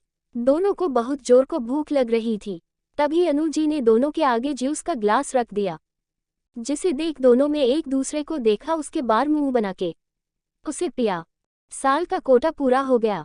अनुजी दोनों के देख, ज्यादा मुंह बनाने की जरूरत नहीं है, चुप चुप अब नाश्ता करो। पिंकी अनुजी को देख, माँ क्या करने जा रहे हो आप, इतना खिला रहे हो, सच में पूरे साल का कोटा पूरा हो गया। अनुजी उसे देख, चुप करो, बेबी को हर मिनट कुछ न कुछ चाहिए, इसलिए बिना ज्यादा ना नकुर करने को जरूरत नहीं है, चुपचाप खाओ। दोनों एक दूसरे को देख खाने लगती है, क्योंकि उन्हें पता था उनकी माँ पर कुछ असर नहीं होगा। खाने के बाद अनुजी रानी को बोल किचन का काम खत्म करने की बोल खुद अपनी बहू और बेटी के पास बैठ जाती है और तेल को कटोरी गरम करके दोनों के पास आके आकृति से, चला इधर लेकिन माँ, बहुत लेकिन वेकिन करने लगी है दोनों। आकृति को देख, पहले तुम इधर आके बैठो। आकृति पिंकी को देख अनुजी के पैरों के पास बैठ जाती है, फिर उसके बालों में तेल लगाकर, इस वक्त तुम दोनों का अपना ज्यादा से ज्यादा ध्यान रखने की जरूरत है। पॉजिटिव सोचोगे तो बच्चा भी पॉजिटिव होगा, क्योंकि जो माँ महसूस करती है वही बच्चा महसूस करता है। इसलिए बोलती हूँ, मन में अच्छा अच्छा सोचो, हमेशा खुश रहो, क्योंकि तुम दुखी होगी तो बच्चा भी दुखी होगा, और तुम खुश होगी तो बच्चा भी खुश होगा। आकृति को मालिश के बाद उन्होंने पिंकी को बिठाया, उसके सर को मालिश करने लगी। मेरे 2 बच्चों को गोद भर गई, बस मेरे राग और अंशी की जिंदगी में भी खुशियाँ आ जाए। पिंकी अपनी माँ का हाथ पकड़ के, रिलैक्स करो माँ, अभी तो बच्चे हैं दोनों, उन्हें उनकी जिंदगी जीने दो।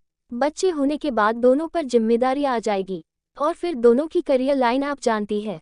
एक बार बेबी हो गया उसके बाद दोनों को एक दूसरे के आती समय बिताना तो क्या, शायद बेबी के साथ समय काम बिताए। राग का तो आप जानती हैं ना, अभी ही देख लो वो कितना घर रहता है, उसके बाद भी अंशी का करियर भी यही है। आप खुद सोचो क्या दोनों के पास समय होगा, इसलिए अभी आप ये बात दोनों से नहीं छेड़ना। अभी दोनों को बिना कुछ सोचे रहने दो, और क्या पता दोनों ने अपने फ्यूचर प्लान डिसाइड कर रखे हो, इसलिए अभी बस आप अपनी बड़ी बहू और बेटी के ऊपर ध्यान दीजिए।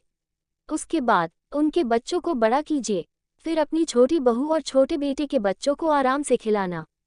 अनुजी पिंकी की बात सुन के, बात तो तुम्हारी सही है, दोनों बच्चों को समय देते हैं अभी, उसके बाद दोनों को देख। लेकिन तुम दोनों बस अपना ज्ञान रखो। मुझे तुम दोनों के बच्चे बिल्कुल फिट और फाइन चाहिए, जिसके लिए तुम दोनों सिर्फ अपनी सेहत का ध्यान रखो। दोनों अनु जी को देख मुस्कुराकर उनके गले लगकर, आप हो ना हमारा ध्यान रखने के लिए। अनु जी दोनों को देख प्यार से दोनों का माथा चूम लेती है। जाओ जाके नहा लो तुम दोनों। अनु जी की बात सुन के पिंकी और आकृति वहां से नहाने चली जाती है। वही अनु जी भी अपने हैंड वॉश करके वहां से किचन की तरफ चली जाती है। किचन की रानी सामना समेटते हुए गाने गा रही थी। अनु जी उसे देख मुस्कुराकर, ये भी एक चिड़िया ही है इस घर में, हमेशा चहकती रहती है। अनु जी उसे देख, किचन का काम करके ऊपर चाहत पर कपड़े डाल देना। जी माँ जी। अनु जी वहां से उसे देख अपने कमरे में चली गई। इधर गुप्ता हाउस में घर में बस एकता जी और संजना ही बचे थे। बाकी सब अपने अपने काम पर चले गए थे। संजना रूम में बोल रही थी, राज काम कर रहा होगा, ये सोचकर उसने उसे डिस्टर्ब करना सही नहीं समझा। एकता जी अपने रूम में बाहर आई। उनकी नज़र संजना के रूम में पड़ी। उसे बोर होते देख वो संजना के पास जाके, क्या हुआ, बोर हो रही हो? संजना उन्हें देख, माँ आप। नहीं बोर नहीं, बस मन नहीं लग रहा। एकता जी उसके पास बैठकर उसके सिर को सहलाते हुए, क्या बात है बेटा, कोई प्रॉब्लम है क्या, कुछ हुआ है, तुम परेशान लग रहे हो? नहीं माँ ऐसी कोई बात नहीं है। एकता जी उसे देख, सास समझोगी तो नहीं बता पाओगी और माँ समझोगी तो अपने दिल की सारी परेशानी आराम से बता दोगी। बोलो क्या बात है? माँ मेरी और राज को शादी को इतना समय हो गया है, लेकिन फिर भी मैंने अभी तक कंसीव नहीं किया। बस दिमाग में तरह तरह के ख्याल आ रहे थे। एकता जी उसे देख, क्या कभी तुमने बच्चे के बारे में सोचा? एकता जी की बात सुन के संजना ना में सिर हिलाकर, नहीं माँ, राज हमेशा परेशान रहते थे, वो बस अपने परिवार को ढूंढ के उनसे सवाल का जवाब मांगना चाहते थे। एकता जी उसे देख, संजना को देख, संजना बेटा, कोई भी इंसान जब पूर्ण होता है जब उसका दिल और दिमाग दोनों अपनी हमसफर के साथ हो, तभी तो पूर्ण होते हैं। और तुम देखना अब राज के दिल और दिमाग अभी कुछ नहीं है, इसलिए देखना बहुत जल्दी इस घर ने एक गुड न्यूज़ मिलेगी। संजना एकता जी को देख, आप सच बोल रहे हो माँ? बिल्कुल सच, बस आपको बात सच हो जाए, हम जरूर तुम्हारी गोद भी भरेगी और इस घर में दो दो बच्चे की किलकारी भी गुजेगी। अब अपना दिमाग बिना चिंता का करो, सब कुछ ऊपर वाले पर छोड़ दो, सब अच्छा होगा। चलो हम दोनों मार्केट चलते हैं, वैसे भी 2 दिन में नवरात्र शुरू होंगे, माता का सामान भी ले आएंगे और कुछ और सामान भी खरीद लेंगे। संजना उन्हें देख, हम आप ठीक कह रहे हो माँ, मैं अभी चेंज करके आती हूँ। एकता जी उसे देख हमें सिर हिला उसके कमरे से बाहर निकलकर हॉल में बैठ गई। एकता जी से बात करके संजना काफी हद तक नॉर्मल हो गई थी। उसे अब तक आपने कंसीव करने का कारण समझ नहीं आ रहा था, लेकिन एकता जी की बात सुन के इसे समझ आ गया, क्योंकि राज जब भी उसके करे होता उसके दिमाग बस अपना लारूवार घूमता। लेकिन कल रात याद आते ही उसके चेहरे पर शर्मीली मुस्कुराहट आ गई। क्यों, कल राज के प्यार में सिर्फ वो थी, उसके दिल में भी और दिमाग में भी उसके प्यार के तरीके में अलग ही जुनून था।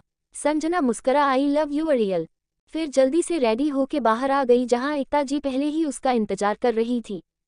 दोनों वहां से शॉपिंग के लिए निकल गई। इधर हॉस्पिटल में एकांशी के सारे टेस्ट हो गए थे। दोनों ने इस वक्त डॉक्टर सविता के कमरे में बैठे थे। डॉक्टर सविता उसकी रिपोर्ट को बहुत ध्यान से पढ़ रही थी। वही उनके चेहरे पर चिंता की लकीरें साफ साफ दिखाई दे रही थी। उनके चेहरे को देख एकांशी को घबराहट हो रही थी, जिस वजह से उसकी पकड़ राग के हाथ पर मजबूत थी। डर तो राग को भी लग रहा था, क्योंकि अगर रिपोर्ट में कुछ गलत हुआ तो शायद वो एकांशी को कभी नहीं संभाल पाएगा। वो जानता था एकांशी का दिमाग अपने साथ हुए हादसे की वजह से हमेशा नेगेटिव सोचता है। अभी वो थोड़ी रिकवर हुई है, पूरी तरह नहीं, जिसका पता उसे कल सुनैना वाले इंसिडेंट से समझ आ गया था, क्योंकि अभी भी एकांशी के ऊपर उसका पेस्ट हावी हो जाता है। राग उसे देख उसका हाथ अपने दूसरे हाथ में लेके सहलाकर आंखों के इशारे से शांत रहने का इशारा करके और सब सही होगा दिलासा देता है। लेकिन एकांशी को कहाँ शांति थी जब तक डॉक्टर सविता खुद नहीं बता देती। वही डॉक्टर सविता ने दोनों के इस प्यारे मोमेंट को देखा और मुस्कुरा दी। राग एकांशी को ज्यादा बेचैन देख, डॉक्टर सब ठीक है क्या, कोई सीरियस बात तो नहीं है ना? डॉक्टर सविता राग को देख फाइल बंद करके, डॉक्टर राग आपसे कुछ झूठ नहीं कहूंगी, लेकिन कुछ भी बताने से पहले मैं आपकी वाइफ के पास्ट के वरी जान सकती हूँ। क्योंकि प्रेजेंट में ये आपकी वाइफ है और ऐसे भी इनकी ऐसी कंडीशन होने का कोई सवाल नहीं उठता। आप मुझे सारी बात बताएं जिससे मैं सब कुछ आगे से एक्सप्लेन कर सकूं। राग उनकी बात सुन के एकांशी को देखता है जिसने अपनी नजरें नीची की हुई थी। राग उसे देख अपनी पकड़ उसके हाथ पर कसते हुए डॉक्टर सविता को सारी बातें बता देता है। उसके बारे में सुन के डॉक्टर सविता की आंखें नम हो जाती है। वही एकांशी की आंखों में आंसू बहे रहे थे। राग उसे ऐसे देख डॉक्टर सविता के सामने ही गले से लगा के शांत कराता है। वही डॉक्टर सविता अपनी आंखें साफ करती है। डॉक्टर सविता दोनों को देख मुस्कुरा देती है। राग का नेचर उनसे छिपा नहीं था, वो बहुत ही केयरिंग पसंद था। राग एकांशी को शांत करा के डॉक्टर सविता के सामने में बैठ जाते हैं। डॉक्टर सविता उन्हें देख, डॉक्टर राग आपसे कुछ छिपाऊंगी नहीं। प्रॉब्लम बड़ी है लेकिन इसका मतलब ये नहीं उसका इलाज नहीं है, लेकिन आप दोनों को पेशेंस से काम लेना होगा। बाकी इसकी गारंटी मैं देती हूँ कि आपकी वाइफ बिल्कुल फिट और फाइन होंगी, मेंटली भी और फिजिकली भी। राग उन्हें देख, लेकिन प्रॉब्लम क्या है? डॉक्टर सविता उन्हें देख, बचपन में उन्हें बर्ताव के कर्म इनके शरीर पर गलत असर पड़ा। पीरियड टाइम में जब किसी को भी प्रॉपर केयर की जरूरत होती है, इस वक्त कोई केयर नहीं मिली है इन्हें, ना ही प्रॉपर डाइट मिली है। आप एक डॉक्टर हैं, ये बात जानते हैं कि आजकल लड़कियों की पीरियड जल्दी हो जाते हैं जिससे उन्हें पूरी केयर की जरूरत होती है, लेकिन आपकी वाइफ को वो केयर मिली है। आप बस जैसे मैं बताऊं वो फॉलो कीजिए, बाकी भगवान के ऊपर छोड़ दीजिए। बॉडी वीक है। डॉक्टर सविता राग को देख, आप बस जैसे जैसे मैं बताऊं वैसे वैसे कीजिए, देखना मिसेज यदुवंशी जल्दी ठीक हो जाएगी। एकांशी और राग दोनों की नज़र डॉक्टर सविता पर थी। राग डॉक्टर सविता को देख, अंशी को सीरियस प्रॉब्लम। डॉक्टर सविता उसे देख, डॉक्टर राग आपको क्लियर शब्द में कही तो हम प्रॉब्लम बड़ी है, उनके इंटरनल बहुत वीकनेस है, कैल्शियम प्रोटीन की कमी है। फिर एक गहरी सांस लेके दोनों के देखती है जो उन्हें ही देख रहे थे, और सबसे ज्यादा वीकनेस इनके यूटस में है। आप मेरा मतलब समझ रहे हो डॉक्टर राग? इनके अंदरूनी दिनों में न की केयर हुई है और न ही प्रॉपर डाइट मिली है, जिस वजह से इनका यूटस बहुत वीक है। चूंकि आप दोनों फिजिकल हुए हो, जिस वजह इनका यूटस उसे सहन नहीं कर पाया, जिसकी वजह से उसके आसपास घाव बन गया है। राग परेशान होके, डॉक्टर क्या इस वजह से अंशी को प्रॉब्लम या इन फ्यूचर? वो राग को परेशान देख, डॉक्टर सविता आप परेशान मत हो डॉक्टर राग, में आप इतना भरोसा कर सकते हैं मुझ पर कि प्रॉपर ट्रीटमेंट के बाद आपकी वाइफ को कोई प्रॉब्लम नहीं होगी, वो बिल्कुल फिट और फाइन मिलेगी आपको। आपके घर बच्चों को किलकारी भी गुजेगी। ये बड़ा है मेरा, लेकिन उसके लिए आपको एक काम करना होगा, आपको इनकी डाइट का पूरा ध्यान रखना होगा। और अगर बच्चे के बारे में सोच रहे हो तो अभी अपने ख्यालों से बिल्कुल निकाल दीजिए, क्योंकि आपको वाइफ कंसीव तो कर लेगी लेकिन बच्चा सरवाइव नहीं कर पाएगा, क्योंकि उसे सरवाइव करा से इतनी कैपेसिटी आपकी वाइफ के यूटस में नहीं है। राग उसे देख, आप चिंता मत कीजिए डॉक्टर, वैसे भी अभी हम 2 साल बेबी प्लान नहीं कर रहे हैं। दैट्स गुड, तब तक ही बिल्कुल पूरी तरह ठीक हो जाएंगी। और एक बात, जब तक मेरी मेडिसिन चलेगी तब तक आप दोनों को एक दूसरे से दूरी बना के रखनी होगी। आप दोनों समझ रहे हैं मैं क्या कहना चाहती हूँ? राग उन्हें देख हमें सिर हिला देता है। आप हमारी तरफ से बेफिक्र रहिए डॉक्टर, हमारी तरफ से कोई लापरवाही नहीं होगी। डॉक्टर सविता उन्हें स्लिप पकड़ा के, ये मेडिसिन टाइम टू टाइम लेनी है, एक बार भी स्किप नहीं होनी चाहिए। फिर राग की देख, बाकी डाइट के बारे में आपको बताने की जरूरत नहीं है, आपको पता है हमारी बॉडी के लिए कौन सी चीजें ज्यादा जरूरी है। राग उन्हें देख हमें सिर हिला देता है। तो डॉक्टर सविता उन्हें देख, डॉक्टर राग ठीक 1 महीने बाद फिर से चेकअप के लिए लेके आना आप, ताकि हम देख सके कितना इम्प्रूवमेंट है, उसके हिसाब से मेडिसिन चेंज करना वो देख लेंगे। राग उन्हें देख हमें सिर हिला के ओके कहता है। जैसे ही वो एकांशी को बाहर की तरफ बढ़ता, डॉक्टर सविता उन्हें रोककर डॉक्टर राग उनकी आवाज सुन के पीछे पलटता है तो उन्हें देख, एक बार भी फिजिकल रिलेशन नहीं मतलब। राग उन्हें बीच में रोक गंभीर आवाज में, एक बार भी नहीं डॉक्टर, आप हमारी तरफ से बेफिक्र रहिए। डॉक्टर सविता उन्हें देख मुस्करा देती है। राग भी उन्हें देख मुस्करा कर वहां से चला जाता है। इस बीच एकांशी ने कुछ नहीं बोला था, ये बात राग ने नोटिस की थी। उसने एकांशी का हाथ थामा और बाहर की तरफ निकल गया। एकांशी उसे देख, हम कहाँ जा रहे हैं राग एकांशी को देख थोड़ी देर के लिए बाहर चलते हैं। एकांशी उसे देख, लेकिन आपका काम राग उसे गाड़ी में बिठाकर उसकी सीट बेल्ट लगाकर तुमसे ज़्यादा ज़रूरी मेरे लिए कुछ भी नहीं है। उसके बाद उसने ड्राइविंग सीट संभाल ली और एक पार्क में आ गए हैं। दोपहर का समय था और इस समय यहाँ कोई आता जाता नहीं था। राग ने है वहाँ एक बेंच पर बिठाया और खुद वहाँ एक चाट वाले के पास जाके चाट लेके एकांशी के पास आ गया। एकांशी उसे देख, ये क्यों? राग उसे देख, वो क्या है ना, तुम्हारा तो मुझे पता नहीं लेकिन मुझे भूख लगती है। एकांशी उसे देख उसके हाथ से एक चाट की प्लेट ले लेती है। राग उसे देख रहा था लेकिन अभी कुछ नहीं बोला। दोनों में चाट खाए राग ने एकांशी की तरफ पानी की बोतल बढ़ा दी। एकांशी ने उसके हाथ से पानी को बोतल ली और एक घूंट पानी पीकर बोतल उसको तरफ बढ़ा दी। राग उसे देख बोतल साइड में रखकर, क्या बात है अंशी, हम जब से डॉक्टर सविता के केबिन से आए हैं थी तुम्हारी आंखों में उदासी और होठों पर अजीब से चुप्पी आ गई है। एकांशी उसे देख, नहीं ऐसा नहीं है, आपको ऐसे ही लग रहा होगा। राग उसे देखकर, मेरे सामने झूठ बोलने से कुछ नहीं होगा अंशी, क्योंकि तुम्हारी जबान चाहे कुछ भी बोल लेकिन तुम्हारी आंखें मेरे सामने सच बताती है, इसलिए झूठ बोलने की जरूरत नहीं है। एकांशी की आंखें राग की बात सुन के नम हो जाती है। वो राग को देख, आप कैसे हमसे इतना प्यार कर सकते हो राग, हमारी वजह से आपको कितनी प्रॉब्लम सहनी पड़ रही है, ऊपर से एक नई परेशानी कि हमारे यूट्रस में प्रॉब्लम है जिसकी वजह से आपको हमसे दूर रहना होगा। हम आपको कोई खुशी नहीं दे सकते। राग एक डॉक्टर था, उसे अच्छे से पता था इस हालत में एकांशी का नेगेटिव सोचना आम बात है, लेकिन अब उसे उसके नेगेटिव दिमाग को पॉजिटिव में बदलना जिससे उसकी हेल्थ जल्दी सुधरे। राग उसकी बात सुन के उसका हाथ अपने हाथ में पकड़ के, अंशी इधर देखो मेरी तरफ, क्या सिर्फ एक साथ बेड शेयर करना ही प्यार है? क्या दो लोगों के फिजिकल होने से ही पार्टनर को खुशी मिलती है? एकांशी की नजरें झुक जाती है। राग अपनी तर्जनी उंगली से उसका चेहरा ऊपर उठा के, इधर देखो मेरी आंखों में, और जो मैं समझा रहा हूँ उसे अच्छे से समझो। तुम एक डॉक्टर बनने वाली हो और एक डॉक्टर का सबसे बड़ा एम होता है पॉजिटिविटी। वो किसी मरीज के 1% चांस में ही उसे जिंदगी देने की उम्मीद खोज लेता है।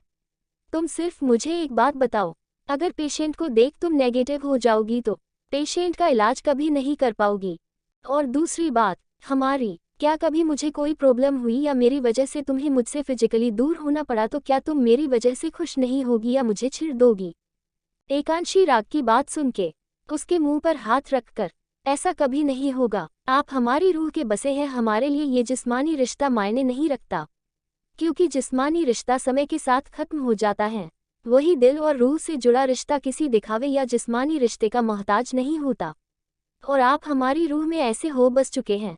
राग उसकी बात सुन के मुस्करा का, एक्जैक्टली तुम्हें तुम्हारे सवालों के जवाब तुमने खुद ही दे दिए। जिस तरह तुम्हारा प्यार किसी जिस्मानी रिश्ते का मोहताज नहीं है, वैसे भी मेरा प्यार उन सबका मोहताज नहीं है। तुम मेरी रूह में समा गई हो। फिर उसका हाथ अपने हाथ में लेके, अंशी तुम्हें एक बात और बताता हूँ, पति पत्नी का बिस्तर शेयर करना या बिस्तर पर एक हो जाना, ये एक प्राकृतिक प्रतिक्रिया जिससे इस संसार की रचना होती है। बाकी पति पत्नी का रिश्ता प्यार और भरोसे से चलता है। अगर पति पत्नी के रिश्ते में प्यार नहीं है तो चाहे कितना भी हम बिस्तर हो जाए, वो रिश्ता वक्त के साथ दम तोड़ देता है। और अब खुद के दिमाग में पॉजिटिव व्यू बनाओ। और वैसे भी हम दोनों ने डिसाइड किया था ना, जब तक हम दोनों दोबारा पूरी विधि विधान से शादी नहीं कर लेते तब तक हम एक दूसरे से दूर रहेंगे। और रही बात बच्चे की, तो उसके बारे में वैसे भी 2 साल उसकी परमिशन नहीं देता, इसलिए ये बातें अपने दिमाग से निकालो और अपने पढ़ाई और ट्रीटमेंट पर ध्यान दो। बाकी मैं तुम्हें हमेशा तुम्हारे साथ खड़ा मिलूंगा। फिर शैतानी से तो मिसेज एकांशी राग यदुवंशी, आपके बस सिर्फ 2 साल है, इसके बाद राग यदुवंशी तुम्हें रियायत नहीं देगा, क्योंकि मुझे फिर एक प्यारी सी चांदनी और प्यारा सा चांद चाहिए। एकांशी राग की बात सुन के असमंजस से, कौन चांदनी और कम चांद? राग उसे देख उसके सिर पर हल्की सी चपत लगा के, एक प्यारा सा बेटा और एक प्यारी सी बेटी। राग की बात सुन के एकांशी शर्मा कर अपना चेहरा नीचे कर लेती है। वही राग उसे ऐसे देख मुस्करा देता है। वो एकांशी को गले लगा के, अंशी तुम्हें सिर्फ अपनी मेडिसिन टाइम से लेनी है और अपने माइंड में कोई नेगेटिव व्यू नहीं लाना। अगर कभी नेगेटिविटी आए तो तुम सीधे मुझसे बात करोगी, ठीक है? एकांशी उसे देखा में सिर हिला देती है। तो राग उसे देख, चलो तुम्हें घर छोड़ देता हूँ, जाके अपनी डाइट के हिसाब से खा लेना, उसके बाद मेडिसिन लेके आराम करना। एकांशी उसे देखा में सिर हिला देती है। वही राग उसे यदुवंशी हाउस छोड़ देता है और खुद हॉस्पिटल की तरफ निकल जाता है। एकांशी अंदर आई, घर खाली देख सर्वेंट से कहा गए हैं सब। ससुर लोग अपने ऑफिस गए हैं। माँ जी और संजना भाभी मार्केट गई है और पिंकी भाभी अपने मायके में है। एकांशी ने हमें सिर हिला और उन्हें उनके काम करने का बोल वहां से अपने कमरे में चली गई। वही राग वहां से हॉस्पिटल पहुंच गया। उसने वहां जाके अपने अपॉइंटमेंट पूछे लेकिन उसका कोई अपॉइंटमेंट नहीं था, इसलिए उसने घर जाना ही सही समझा। उसने बाहर आके गाड़ी घर की तरफ मोड़ ली। वही एकांशी चेंज करके आई और किचन केंद्र के डाइट चार्ट देखा, उसके हिसाब से जल्दी से अपने लिए रायते और रोटी सब्जी बनाई। उन्हें खाने के बाद अपने कमरे में आके मेडिसिन ली। एक बार डॉक्टर सविता को बात याद आते ही उसकी आंखें नम हो गईं। लेकिन राग की बात याद आते उसने खुद के आंसू साफ किए और थोड़ी देर बेड पर लेट गई और कुछ ही पल में उसकी आंख लग गई। चैप्टर 110 चोट कैसे लगी। एकांशी ने दवाई ली और कब उसकी आंख लगेगी उसे पता ही नहीं चला। वही राग को हॉस्पिटल में कोई काम नहीं था, इसलिए घर के लिए निकल गया। रास्ते में उसे टेंशन भी थी, उसकी चोट को देख सब लोग परेशान न हो। इसी उलझन में वो यदुवंशी हाउस पहुंच गया था। गाड़ी पार्क के करके वो घर के अंदर गया। हॉल में उसे कोई नहीं दिखा। उसने एक गहरी सांस ली और अपने रूम की तरफ बढ़ गया। वहां जाके पहले कपड़े चेंज किए और एकांशी को अपने घर पहुंचने का मैसेज छोड़कर बेड पर लेट गया। थकान और सिर दर्द की वजह से उसकी आंख लग गई। वही दूसरी तरफ मार्केट में एकता जी ने माता के सामान खरीदने के बाद जाने कितनी शॉपिंग कर ली थी। पिंकी, राघव, राज, संजना, एकांशी, राग, यश जी सबके लिए उसने कुछ न कुछ खरीदा था। सबके लिए खरीदने के बाद एकता जी संजना को देख, बेटा आपको कुछ खरीदना है तो खरीद लीजिए, उसके बाद ज्वेलरी वाले के पास चलते हैं। संजना एकता जी को देख, माँ आपने सब कुछ तो ले लिया, अब कुछ नहीं चाहिए। मम ठीक है, तो पहले ज्वेलरी वाले पर चलते हैं।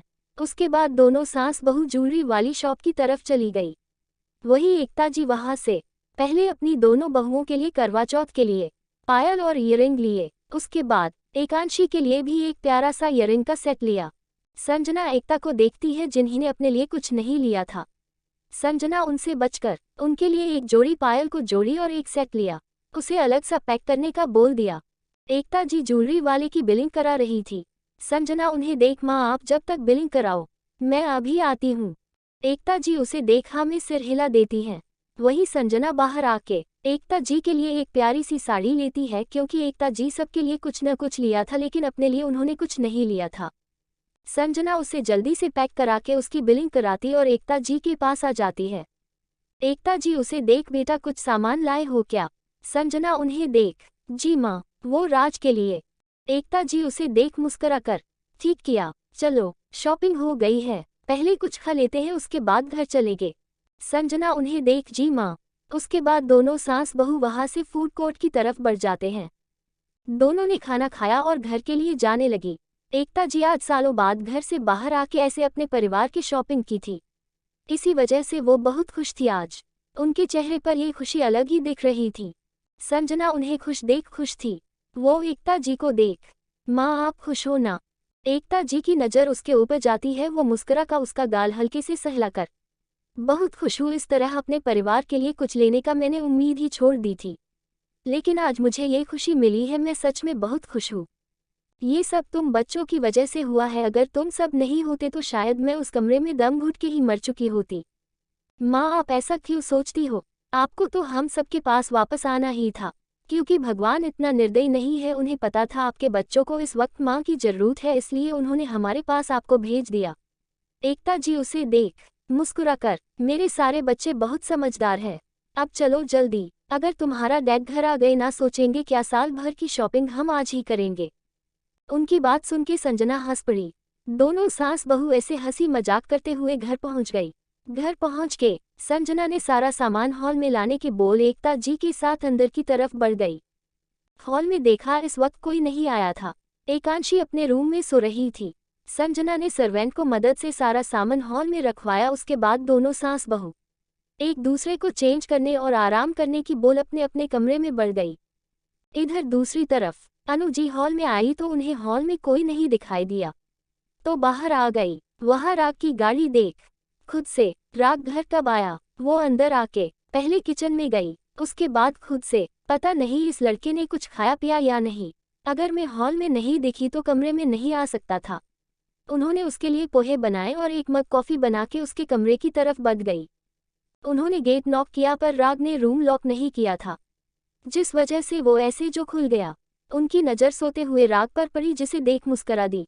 तभी मैं कहूँ, घर आने के बाद ये लड़का कुछ खाने पीने के लिए क्यों नहीं मांगा? हॉस्पिटल में जागा होगा रात को, इसलिए अब इसे नींद आ रही है। उन्होंने उसकी कॉफ़ी और पोहे की प्लेट टेबल पर रखी और उसके सिरहाने आ गई। तभी उनकी नज़र उसके सिर पर लग रही बैंडेज पर गई, जिसे देख वो घबरा गई। वो उसके सिर पर फेर के, राग बेटा कैसे लगी तुझे इतनी चोट? राग, जो शायद इतनी गहरी नींद में नहीं था, अपनी माँ की आवाज़ और उनके स्पर्श से उसकी आंखें खुल गई। उसकी नज़र अपनी माँ पर गई, जिनकी आंखें नम और माथे पर परेशानी थी। राग उन्हें ऐसे देख पहले तो असमंजस से उन्हें देखने लगा, लेकिन जब उसे ध्यान आया उसे चोट आई है, जिस वजह से उसकी माँ ऐसे रिएक्ट कर रही है। उसने उनका हाथ पकड़ा। कुछ नहीं हुआ माँ, बस छोटी सी चोट है। अनुजी नम आंखों से उसके सिर को सहला कर, ये चोट तुझे छोटी लगती है? कितना ज्यादा लगी है तुझे और तू कह रहा है छोटी सी है? पहले मुझे ये बता कैसे लगी तुझे ये चोट? राग अपनी माँ को देख, माँ आप परेशान क्यों हो रही हो? मैं ठीक हूँ। अनुजी उसे देख, तू मुझे सच बता रहा है या मैं तेरे डैड को फोन करूँ? राग अपनी माँ को लाचारगी से देख, माँ, लेकिन अनुजी तो अपना फोन उठा लेती है, जिसके बाद राग उन्हें हॉस्पिटल में हुई सारी बात बता देता है।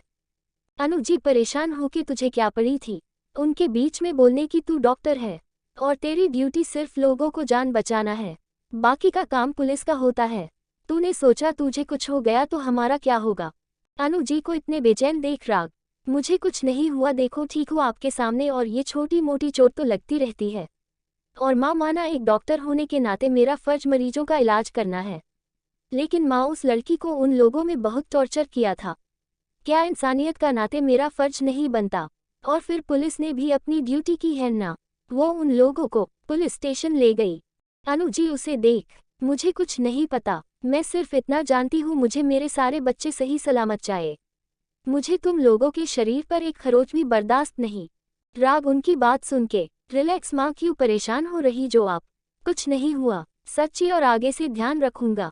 अब कुछ खिला दो, भूख लगी है। अनुजी उसे देख, जा मुंह धो, क्या कॉफी ठंडी हो गई है, मैं दूसरी बना के लाती हूँ।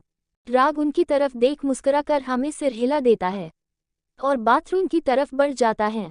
वही अनुजी नीचे किचन में जाके दोबारा कॉफी बनाती है और उसके लिए पोहे बनाए पोहे को गर्म करती है। वो राग के रूम में आई तो देखा राग वही टेबल पर बैठा था। उसने राग के आगे पोहे की प्लेट रखी और कॉफी उसके हाथ में कॉफी का मग पकड़ा दिया। राग उन्हें देख, माँ दी ठीक है, हम लेकिन नाराज है तुझसे। कल की घर आई है वो, लेकिन तू उससे अब तक नहीं मिला।